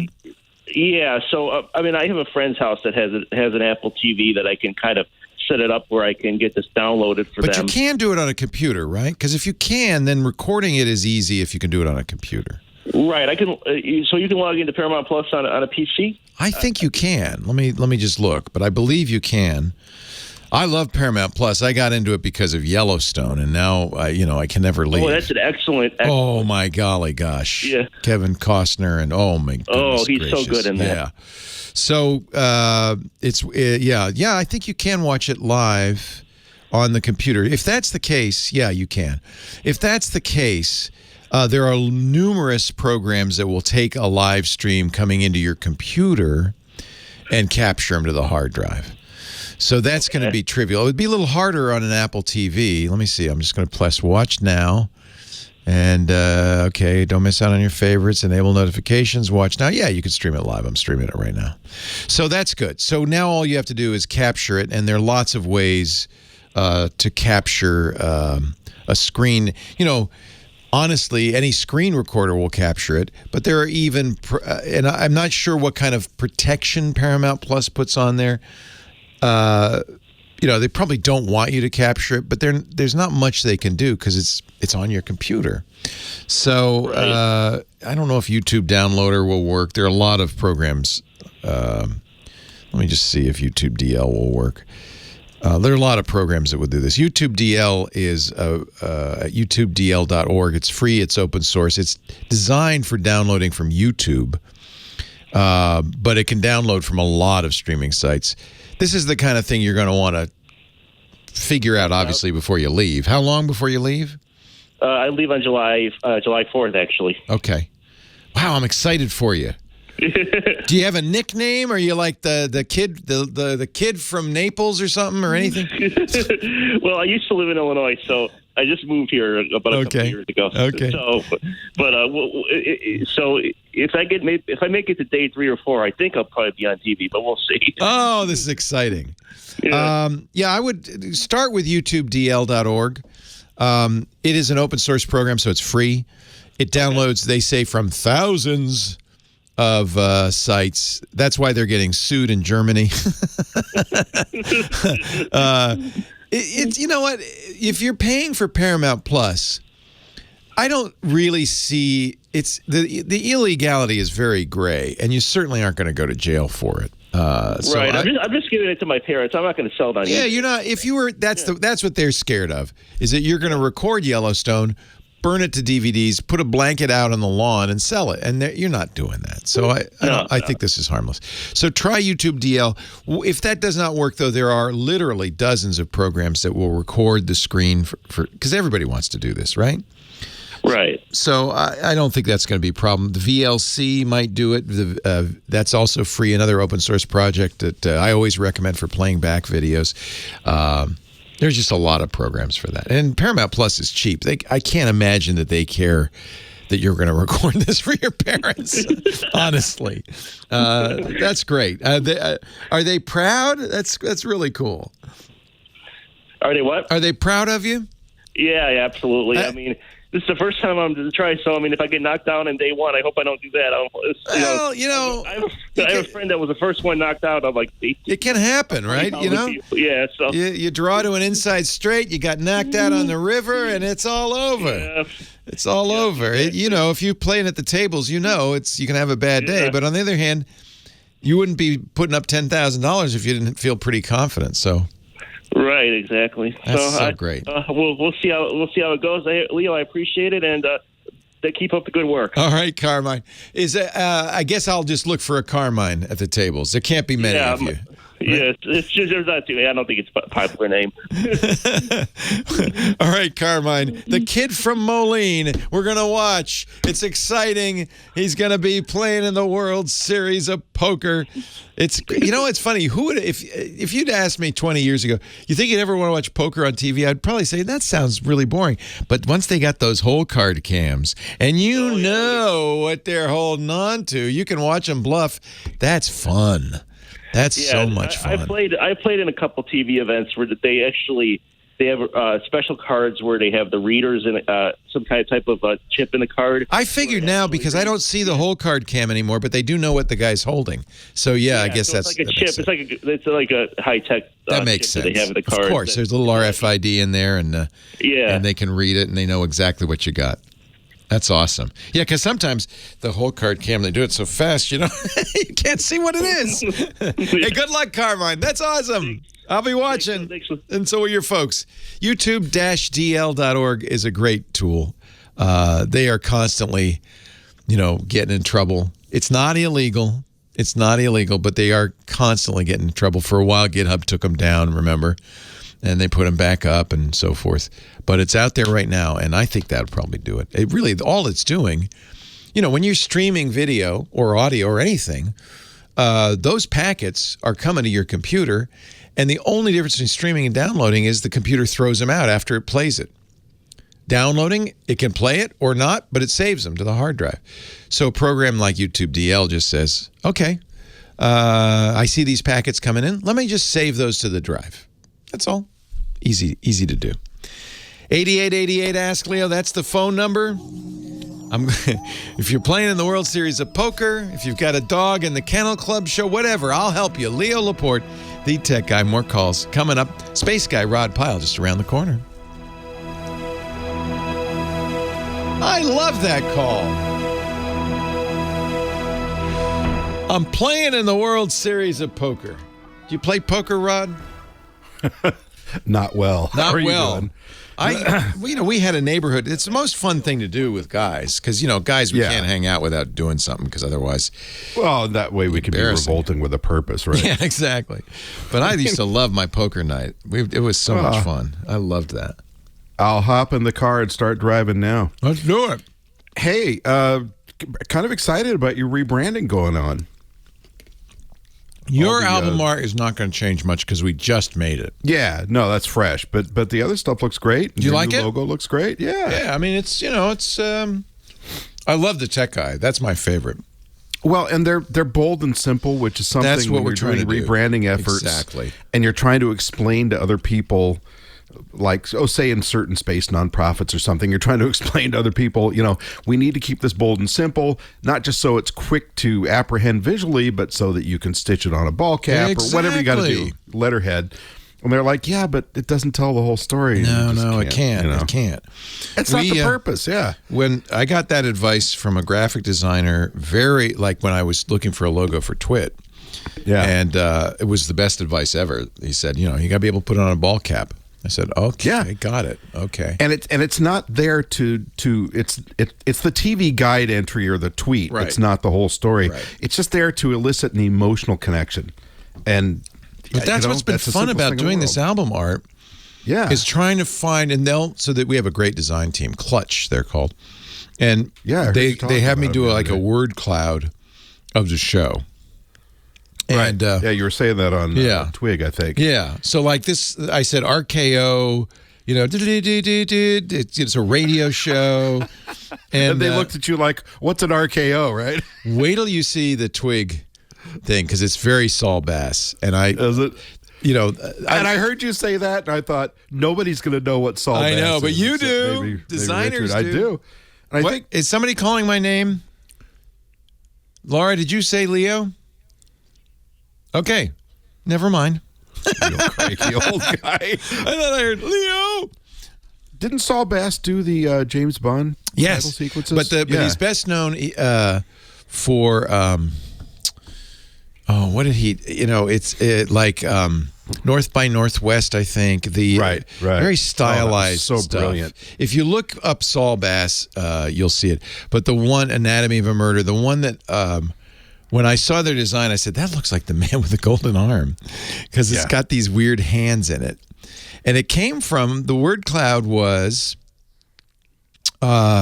It's like a twig is like a family sitting around a dinner table fighting.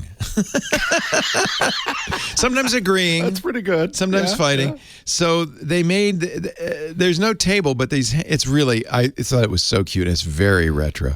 But yeah, I'm glad you like it. We were looking for something very graphical and bold and clear. And they got it when I said that. And they really did it. Yeah. Yeah. And sometimes we even talk about Google. Yeah. Google actually, now that I didn't know this, but they did a Google Doodle for Saul Bass. And it looks exactly like This Week in Google. Oh my God, that's perfect.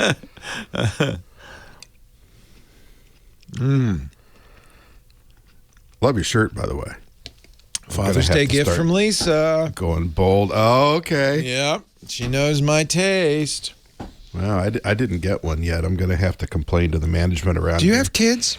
I forgot. I have a son, yeah. How old's your son? He's 26. Just like my son. And just went off and changed jobs for the third or fourth time. Oh, that's normal. Graduated college and these got kids big fat raise and now makes more than I do. Oh, which is embarrassing. That's awesome. All right, be with you in a bit. Is this going to be about a father? Oh, this is Juneteenth.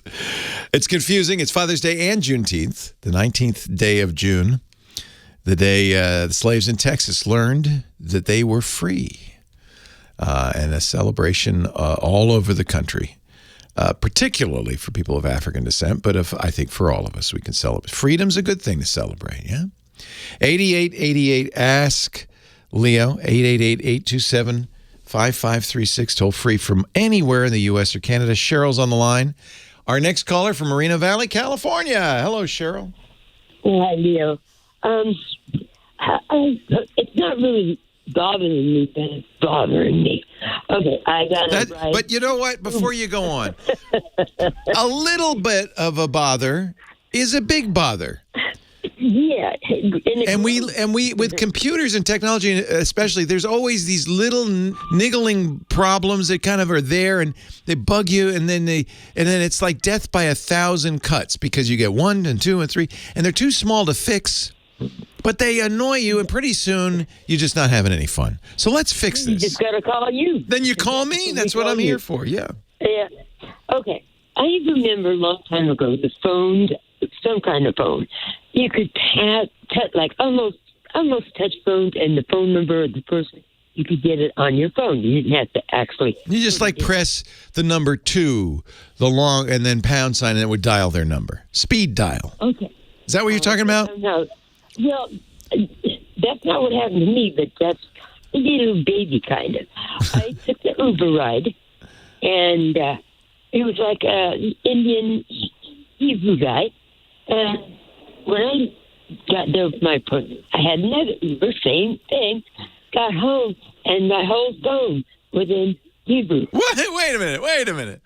You had a phone, it was in English. You got an Uber ride, and when you got home, your phone was in Hebrew. Yes. Now, did he get a hold of your phone? Well, see, I'm old, so sometimes I don't. Oh, so he said, well, let me see this, ma'am, and I'll figure out where you're going. He might have said, let me put my number in your phone so that I could call. Oh, that's hysterical. So I have a friend I used to work with.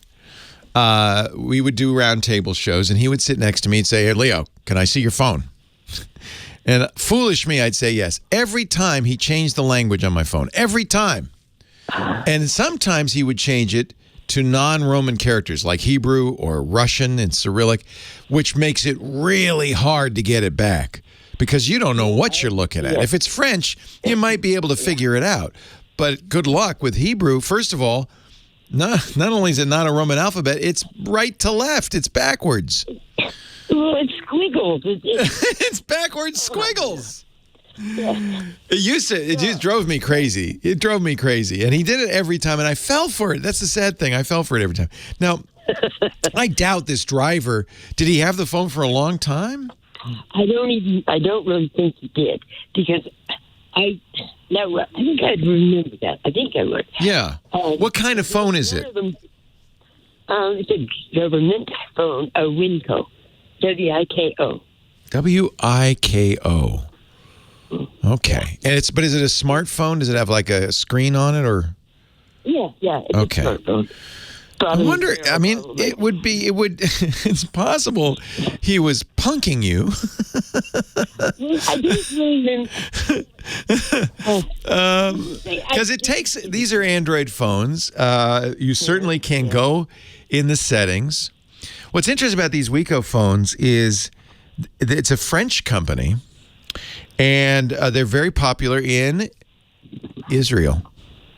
So it might be that he didn't do anything, but somehow triggered this phone to go into Hebrew.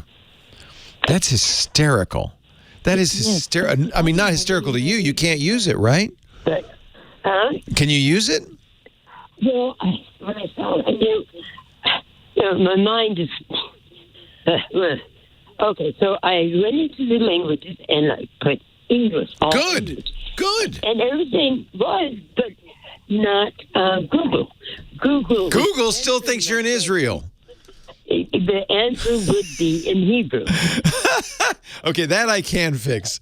Oh, well, then I did. I went to languages again, but I went to Hebrew, and I was pretending I could read Hebrew and wanted to switch the Hebrew to English, and it cleared it up. But is there a hack? Have you heard of anything like this? Yeah, well, so Google, if it gets confused about your location, I think this comes down to the fact that it's this Wiko phone, and it's widely used in the Middle East. And so Google, if you were, for instance, if I go to France right now and I go to google.com, Google looks at my internet address and goes, no, you are in France. You need google.fr. And it will suddenly be in French. So that Google will do that. There is, if that happens, at the bottom of google.com at the page, there is a way to change that to your country of origin. So if it's just Google, but I think the phone... Scary. It is. You know what? I don't think he did it, because why would he do that? That's crazy. And was he from Israel? Well, yeah. I don't know where he's from, but he, looked Indian or. Okay. That's really fascinating to me. I think it's a bug in the phone. Could a car do it? Yeah. I mean, what if your phone? Yes. You know what? It could. What if, I mean, this is a very complicated scenario, but if he had in his phone he had a Wi-Fi in his car coming off, say, his phone hotspot. He did? Did you join his Wi-Fi? Well, I'm sure they did, because, they have to. Yeah, he might have. So he might have, as a convenience to customers, have Wi-Fi in his car, and it might be that Wi-Fi was using something called a VPN, which said, "Oh, you're not in Moreno Valley, California. You're in Tel Aviv, Israel, buddy." In which case, the phone would go, "Oh, that's great," and shalom, and here we go. And so it's very possible that happened. I'm so impressed, though, Cheryl, that you figured out, even though the whole phone is in Hebrew, how to figure out how to get it back into English. So it's all better, right? Yeah, it's all better. I just didn't know. Cheryl, a hack. You're a genius. No, it's not a hack. It's just a confused phone. That's all. Leo Laporte, the tech guy. Rod Pyle coming up. That's hysterical. But I'm so impressed that you figured that out and solved it. Oh, thank you. That's really good. I'd break the throat against the wall. Well, let me tell you, when Dvorak used to do that to my phone, I would go, I don't know what, John. I would go, John, what did you do? So people could do it as a prank, but I don't think your Uber driver did that. I think somehow the phone thought it was in Israel. And because it's a phone that is widely used in Israel, it just said, yeah, no problem. We'll just go into Hebrew. And I think, but what's impressive to me is that you figured it out and you got it all working. Oh, and I don't know anything about that. Well, you don't get to say that anymore. I'm going to give you, I have a little stamp here. You are officially the Leo Laporte Geek of the Week. All right. I'm stamping your passport right there. Welcome to the club. Oh, that's great. I'm very impressed. Something good happened today. Cheryl, such a pleasure talking to you. Thank you. I'm glad you called. That's fascinating. Oh, me too. I had to figure out the phone number. I had to go, the letters and numbers and. Oh, I know. That too. 8888 Ask Leo. I know. Well, I'm glad you did. Call anytime, okay? Okay. All right, dear. You. Thank you. Bye-bye. Thank you. Bye-bye. That's the cutest thing I ever heard of. Oh, my God. So, Rod, are you doing anything for a vacation this summer? I am supposed to go up to an Arctic research base in August for 3 weeks. Can you take my wife? Now, that's an invitation I don't think I've heard in a really long time. Weirdly enough, yesterday she said, we haven't been to the Arctic Circle. I said, no kidding. I said, you mean Antarctica? She said, no, I want to go to the Arctic Circle. The Arctic, yeah. So this is a place, a friend of mine, a guy named Pascal Lee, we've had him on the podcast, is a planetary scientist, and years ago he got some money from NASA and built this Mars simulation base up on Devon Island, which is, I guess, the largest uninhabited island in the world, up next to the North Pole. Wow. So we're going to go up there for a couple of weeks. How do you get at least there? That's the plan. Oh, you have to take a commercial flight to somewhere in Canada, then you take a puddle jumper up to Point Resolute, and then or Resolute Bay, I guess it is, and then you take another flight to Nunavut, and then you take a military flight up to this place. Holy moly. It's kind of amazing. But, I'm not getting any younger. I got to do these things while I can. I'm so jealous. Start hitting that checkoff list. I am so jealous. I want to do that too. That's cool. All right. We'll set it up for the next year. Here it is. Whoops, that's wrong. Oops. Here they are exploring beautiful downtown Nunavut. Okay, that's actually a different base. Oh. So this one's called the Houghton, Haughton, Houghton Mars Project. That one's the Mars Society. So it's interesting. Who would have thought there'd be two Mars bases? I know. It's just that good a place, because it's a good simulation. Houghton Mars Project. Yeah, I got it. There you go. All right, here we go. We're just in time. Wow. And they got like 6 buildings and ATVs. Is it cold? Rover markup. It is in the winter. In the summer, it can be in the 60s. Oh. I mean, warmer every year, right? I hear Mars is cold as hell. It's also no place to raise a kid. I've heard raise a kid on Father's Day. Rod Pyle. He is the author of Space 2.0, amazing stories of the space age, the interplanetary robots. He is the author of Blueprint for a Battlestar. This guy writes books like crazy. He's also the editor-in-chief of Ad Astra magazine, space.nss.org, and a proud papa. Hello, Rod. And a proud member of the TWiT family on the podcast you so kindly provided. So This thank you. Week in Space. Yes. And last week we talked about the best and worst space shows of all time. You mean like sci-fi space shows? Yeah. So I'm hoping to get some interesting fan mail from that. What did you say was the worst? Oh, I think Star Lost, it's going to be hard to pick the worst because there's so many bad ones. Well, I mean, there's Homeboys from Outer Space. You can kind of figure that one out right up front. But there was the show nobody called Fresh Prince of Bel-Air meets Homeboys from Outer Space. Meets Plan 9 from Outer Space, and together it's a show. But so Star Lost, nobody saw it. It was the first appearance of Keir Dullea after 2001: Space Odyssey. It was terrible. But Radar Men from the Moon, when you and I were little, which was a bunch of 2 or 3 model shots, and then half an hour of guys running around with snub-nosed 38s and fedoras. It was just miserable. But that's not what we're here to talk about. Wait a minute, today. You can't stop now. What was the best? Oh, I think Star Trek, Battlestar Galactica, the reboot. What about the new Apple TV? The Expanse. Oh, For All Mankind? For All Mankind. Is that in there? So For All Mankind, yeah. And that's Ronald D. Moore, who was also the key force behind some of the Star Trek iterations and Battlestar Galactica. So it's kind of a continuum there. Have you watched any For All Mankind? Yeah, I started the first season. It kind of slowed down. Apparently, It's gotten really good in season 3. So here I have a little bit of it. We can play a little bit of it while you're talking. What we're looking at is Radar Man from the Moon, Commando Cody. Yeah, I remember this.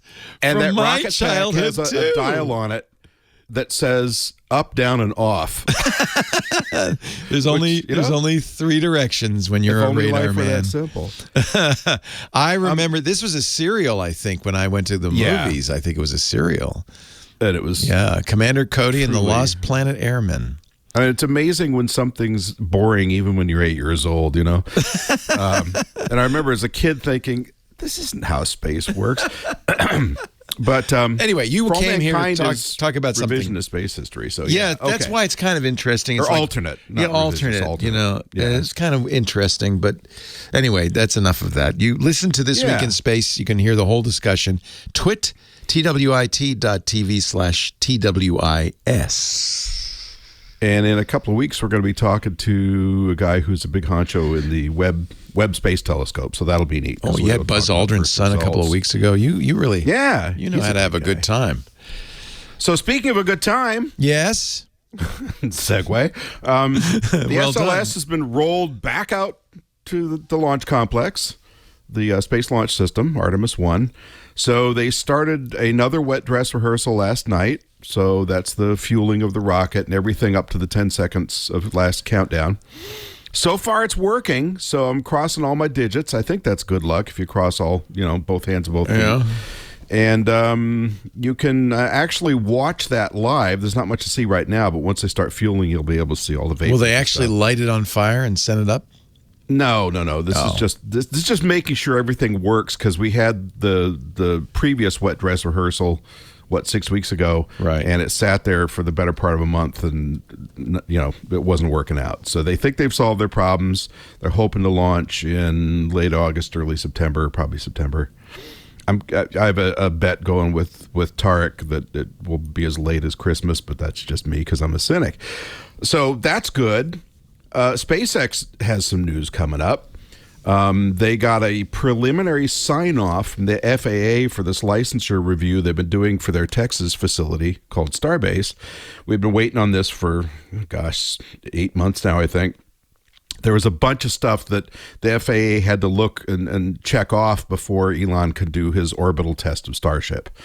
So there's a conditional nod, but they still have 75 items they have to close. Most of it's small stuff, but most of it is about how it impacts the community and the environment, because he, every time he's got to test this thing, he's got to close a bunch of roads and put up all kinds of blockades. You said something interesting, and I think I fall prey to this too. You mean Elon? Yeah, sorry. So this is a problem in my opinion, and I by the way, I do this too, and I just noticed you doing it, and I think I do it too. SpaceX is not Elon Musk. It's not he, right? Well, he owns now that's it. An interesting point, because that brings us to the next story, which is SpaceX and volatile bosses. So did you see the story that The Verge broke about the letter everybody signed? Yes, and then got fired. Well, a handful of them, And in this case, he fired them. Well, he had his president, Gwynne Shotwell, fire them. Yeah, but I think it came from him. Oh, I think so. So, but I mean, you're talking about, identifying a company with this one guy, Elon Musk. Yeah. This kind of cements that in a way, doesn't it? Because, I guess so. You can't criticize the fearless leader. At least 400 employees said, look, this guy, when he acts out in public, it's embarrassing to us. It sets us back.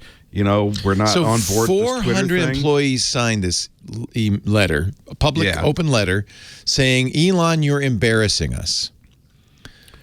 Yeah, and there's some question whether it was intended to be public open letter or not. I've seen two different versions of the story. One says it was just posted internally and, of course, got leaked and spawned. So Mr. Free Speech Elon Musk, hey, you know what? He didn't fire all 400 of them. That's true. He fired the instigators.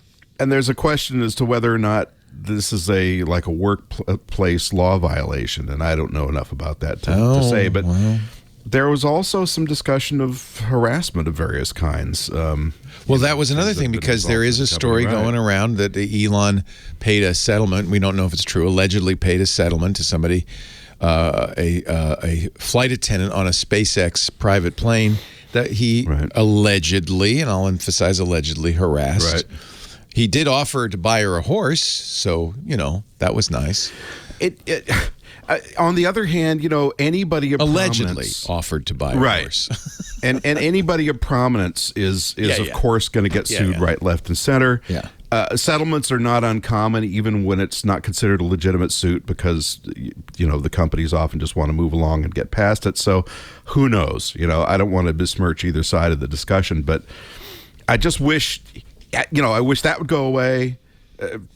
Whether it's behavior issues or the lawsuit or whatever, I wish Twitter would go away. It's just all a distraction. Just get back to doing what he does we've talked a little bit about this society. This notion of the great man hypothesis. We love the idea that it's one person. It's Thomas Edison. It's Henry Ford. It's Alexander the Great. It's this one great man who does the whole thing and gets all the credit. And of course, that's never the case. No. We love that notion of a great man, but none of those great men had Twitter. I don't know. I don't know if they would have been as great if we had seen their tweets. You know what I'm saying? Imagine Benjamin Franklin tweeting. I mean, that would have been really he would have gotten in trouble. But they would have been great reads. Oh, it would have been great. But we know he was a rascal. Yes, he was. So last thing, and this is small, but it's also SpaceX.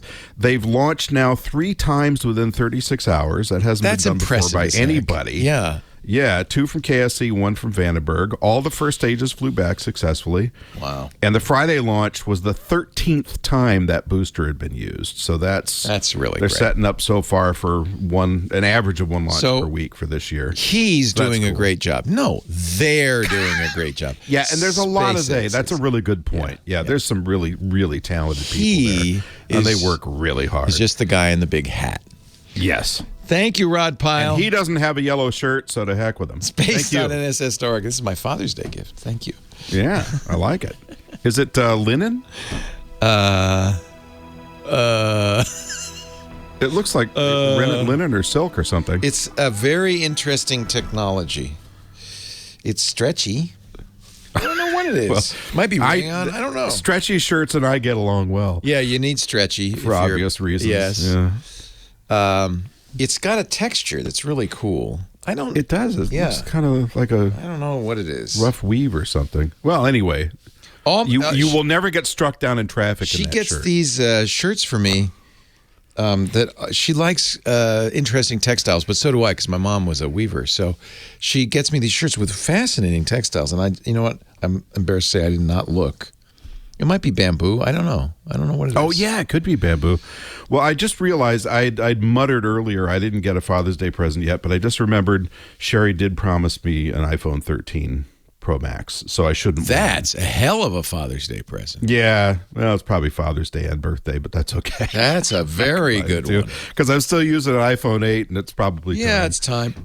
It's time. Yeah. I will find out the fabric and get back to you. It's not urgent. Yeah, I like your and by shirt, the way, your polka dots. Oh, thank you. Yeah, this is silk. Yeah, or rayon, I guess. Yeah. I returned my awful 16-inch MacBook Pro i9 to Costco, and they smiled and said, "Fine." Good. I was so nervous. Good. That they were going to say, now you got can to get an keep M2 if you can get one. You know what? I spent $600 to get my 13-inch MacBook Pro screen fixed, which irked me a little bit, but at least now it works. Yeah. And you know what? It's going to be good for a couple of years. I think when these Airs, for a guy like me, these M2 MacBook Airs are available, that you should look at those, because those are going to be faster than that i9. Light, no fans. Just really, they'll be really perfect. Well, this M1 I've got now. I mean, I've heard that's an M1, the one you got fixed. Oh, no, M1's yeah, great. the little 13. That's fine. Oh, you wouldn't notice. I heard the only time I ever heard the fans was when I was running the diagnostic. It was so funny. It's like, this thing has fans. I didn't know that. Yeah, I gave Lisa my 13 when I got the 14. And so, do you find the 14 to be the optimum combination of size and weight and all that? Because the 16. The new 16 is a brick. It's a battery RAM. Yeah. It's massive. It just really depends. Like, I even have a 17-inch, 5-pound laptop that I use in certain circumstances. So it just depends. I think the MacBook Air, which is their best-selling computer, is really the sweet spot. It's pretty darn good. And they're certainly fun to handle. Yeah, it's light. It's thin. You carry it everywhere. Battery life is mind-boggling. Although your 13's even better, actually. So it's not bad. And I was astonished that a new MacBook Pro, even though it's an i9, 3.5 hours and the battery was down at like 10%. Thought, how can this possibly be? They were awful. Because they're Intel. That's why. Yeah, and it was volcanically hot. Yeah, I'm whining here, but those were notorious. No. It felt like a Back to the Future I feel moment bad there. Because that's what my son is using for his TikToks. And I ordered the new Max Studio Max or Studio Ultra. I ordered for him from a company called Simply Mac that just went bankrupt. So you're a way better dad than I am. Well, I really wanted him to have this for his TikToks, but the funny thing is, I had ordered it in April. And about 3 weeks ago, I finally said, I sent him a note saying, what's going on? They said, well, we just don't know when we can get them. I said, can you cancel my order and refund? I know it's not your fault, but give me my $5,000 back. Oh, and 2 days later, they filed Chapter 7. I escaped by the skin of my teeth. That? Simply Mac. Wow. And because I'd be a creditor right now, trying to get my money back. All right, Rod. See Costco. Wait a minute. Daddy couldn't read. Daddy couldn't write, but one thing he could do was swear? That's dads everywhere. Leo Laporte, the tech guy. Thank you to Professor Laura for entertaining us all day with both songs for Juneteenth and Father's Day. Great stuff. As always, I love it when we give Professor Laura a challenge. She rises to the occasion. She's great. I declare, one thing he could do was swear. 8888, ask Leo the phone number. Charles is on the line from Altoona, PA. Hello, Charles. Hi, Leo. How are you? I'm great. Welcome to the show. What can I do for you today? Okay, I have an old laptop I bought off of QVC. I don't know if I can say that, but anyway. Yeah, of course. You could say anything you want. Yeah. Well, okay, it's an Acer, and it's over 5 years old, less than 10, and I think it's getting on its last leg. But anyhow, I got a subscription for Windows Office with it. I was included in the price. Yep. And now what I was wondering, all the newer laptops and things I've seen on TV or, in the stores, they include like Windows 365 for like 1 year, and then you have to pay. That's pretty typical. Yeah. Is there a way you can get that included as one shot? Well, that's just something QVC does. That's the kind of thing they do to, as a little sweetener. Oh, we're going to throw in, Office. But now it's only just like for 1 year, and then you have to pay. And partly that's because Microsoft's plan is to get you to subscribe to Office instead of to buy something they call it now the perpetual license. And that's what you got, was not a subscription, but a perpetual license. My argument for going for the subscription is, for the consumer subscription, it's I pay $8 a month, and I think 5 people, you can use it on five or six computers, and at $8 a month times 12 is less than $100 a year. If you get the perpetual license, if you were to buy it off the shelf, you'd probably be paying several $100. So I think in the long run, it's I think they've priced it cleverly. So it's about 3 years. You take 3 years to amortize the cost of the perpetual license, 3 years of subscription. And the advantage of the subscription is that whole 3 years, you're getting updates automatically. It's improving automatically. But if you want to get, the full Office installed and own it forever, the perpetual license, I think you're going to be looking at somebody like QVC. I don't know if retailers, you're right, that because Microsoft doesn't want them to sell the perpetual license. I don't know how many retails offer that. Can you go into a store and buy the program? Yeah, you can get it without it and just buy the program with, buy the perpetual version of Office. Yep. But you're saying that. But I think honestly, the subscription's it's not more expensive. Let me see, Best Buy. Let me see. I'm looking for one that sells it with more than just a year of Office. Looks like Best Buy might. Well, no. You see, because I think honestly, Microsoft's probably telling these guys not to, right? Yeah. Because they want you to subscribe. You know why the stock market likes it?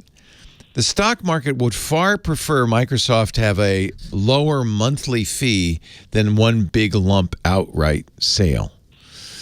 And these companies care about the stock market. Office Personal pre-install, 1 year subscription. You're right. Most of them are 1 year subscriptions. Looking for perpetual version. Let's see if we can see. I'm doing some searches. This is the kind of thing QVC always does, right? Because they need a sweetener. So they often say, and you get Office forever free, things like that. I don't know off the top of my head. Now, here's some other things you might think about. First of all, you can always use Office on the web for free forever. So that's one thing, just to try to see if it has the capabilities. What do? You use Word? What are you using? I use pretty much Excel and Word. Yeah. Excel, it's not going to be quite as full-featured. Word, there's some of the higher-end features are missing. But everybody should look at the web version first, because that's free forever. Absolutely free. Then there are free open-source offices. My favorite is called Libre, Libre Office. And that is a Microsoft Office clone that is downloadable. You don't have to be online to use it. There's no subscription. It's completely free. And it opens Excel files and saves them. It opens Word. It was based on Open Office. It's called Libre Office now. These are even Google Docs, which is free forever, is worth taking a look at. If it'll do what you need it to do. Yeah, I don't do a whole lot I'm pretty much technically challenged these days. So I think people don't even know that Microsoft Office offers this web version of Office. I didn't know that. Yeah, and honestly, it looks the same. It does almost everything exactly the same. You need a Microsoft account, which is free, and then it's Office.com. And I use it. I use OneNote that way because I don't own a copy of OneNote, and it works great. They have Word, they have Excel, they have PowerPoint, Outlook, and it's all completely free. I'm not sure why Microsoft gives it away like this. It's not normal for them, but it is certainly a way to get people into the Office ecosystem. Try going to Office.com, see if it'll do what you want. You can buy, and I'm seeing on the chat room they're saying you can buy the simple version, the personal version of Office for $150. So that's actually at that price, probably worthwhile. Probably. Yeah, that's not bad. Okay. Yeah. But they might have that at Best Buy. Yeah, I mean, you may not be bundled with a computer, but the computer will cost $150 less. Because I guarantee you, they're not giving it away really. Yeah, they're going to get you. They're going to get you. QVC, 37-month payments, easy payments of $19.99, and it's yours. So I suspect that they're getting the money out. Oh, look at this. StackSocial.com. They're offering Windows Office Professional for $50. Normally $350. Boy, that's I don't know anything about this company. This is something the chat room found. But that's interesting. You get Office Professional 2021 for Windows, lifetime license for $50. That can't be right. Yeah, I'd be careful of that one. It's being sold by somebody called Nerd Used. Maybe don't get that one. Yeah. But if you get it from Best Buy, they'll stand behind it. And you know, then you price it out, the price of the computer plus $150 for Office. That's your actual price. I think that's probably the best way to go.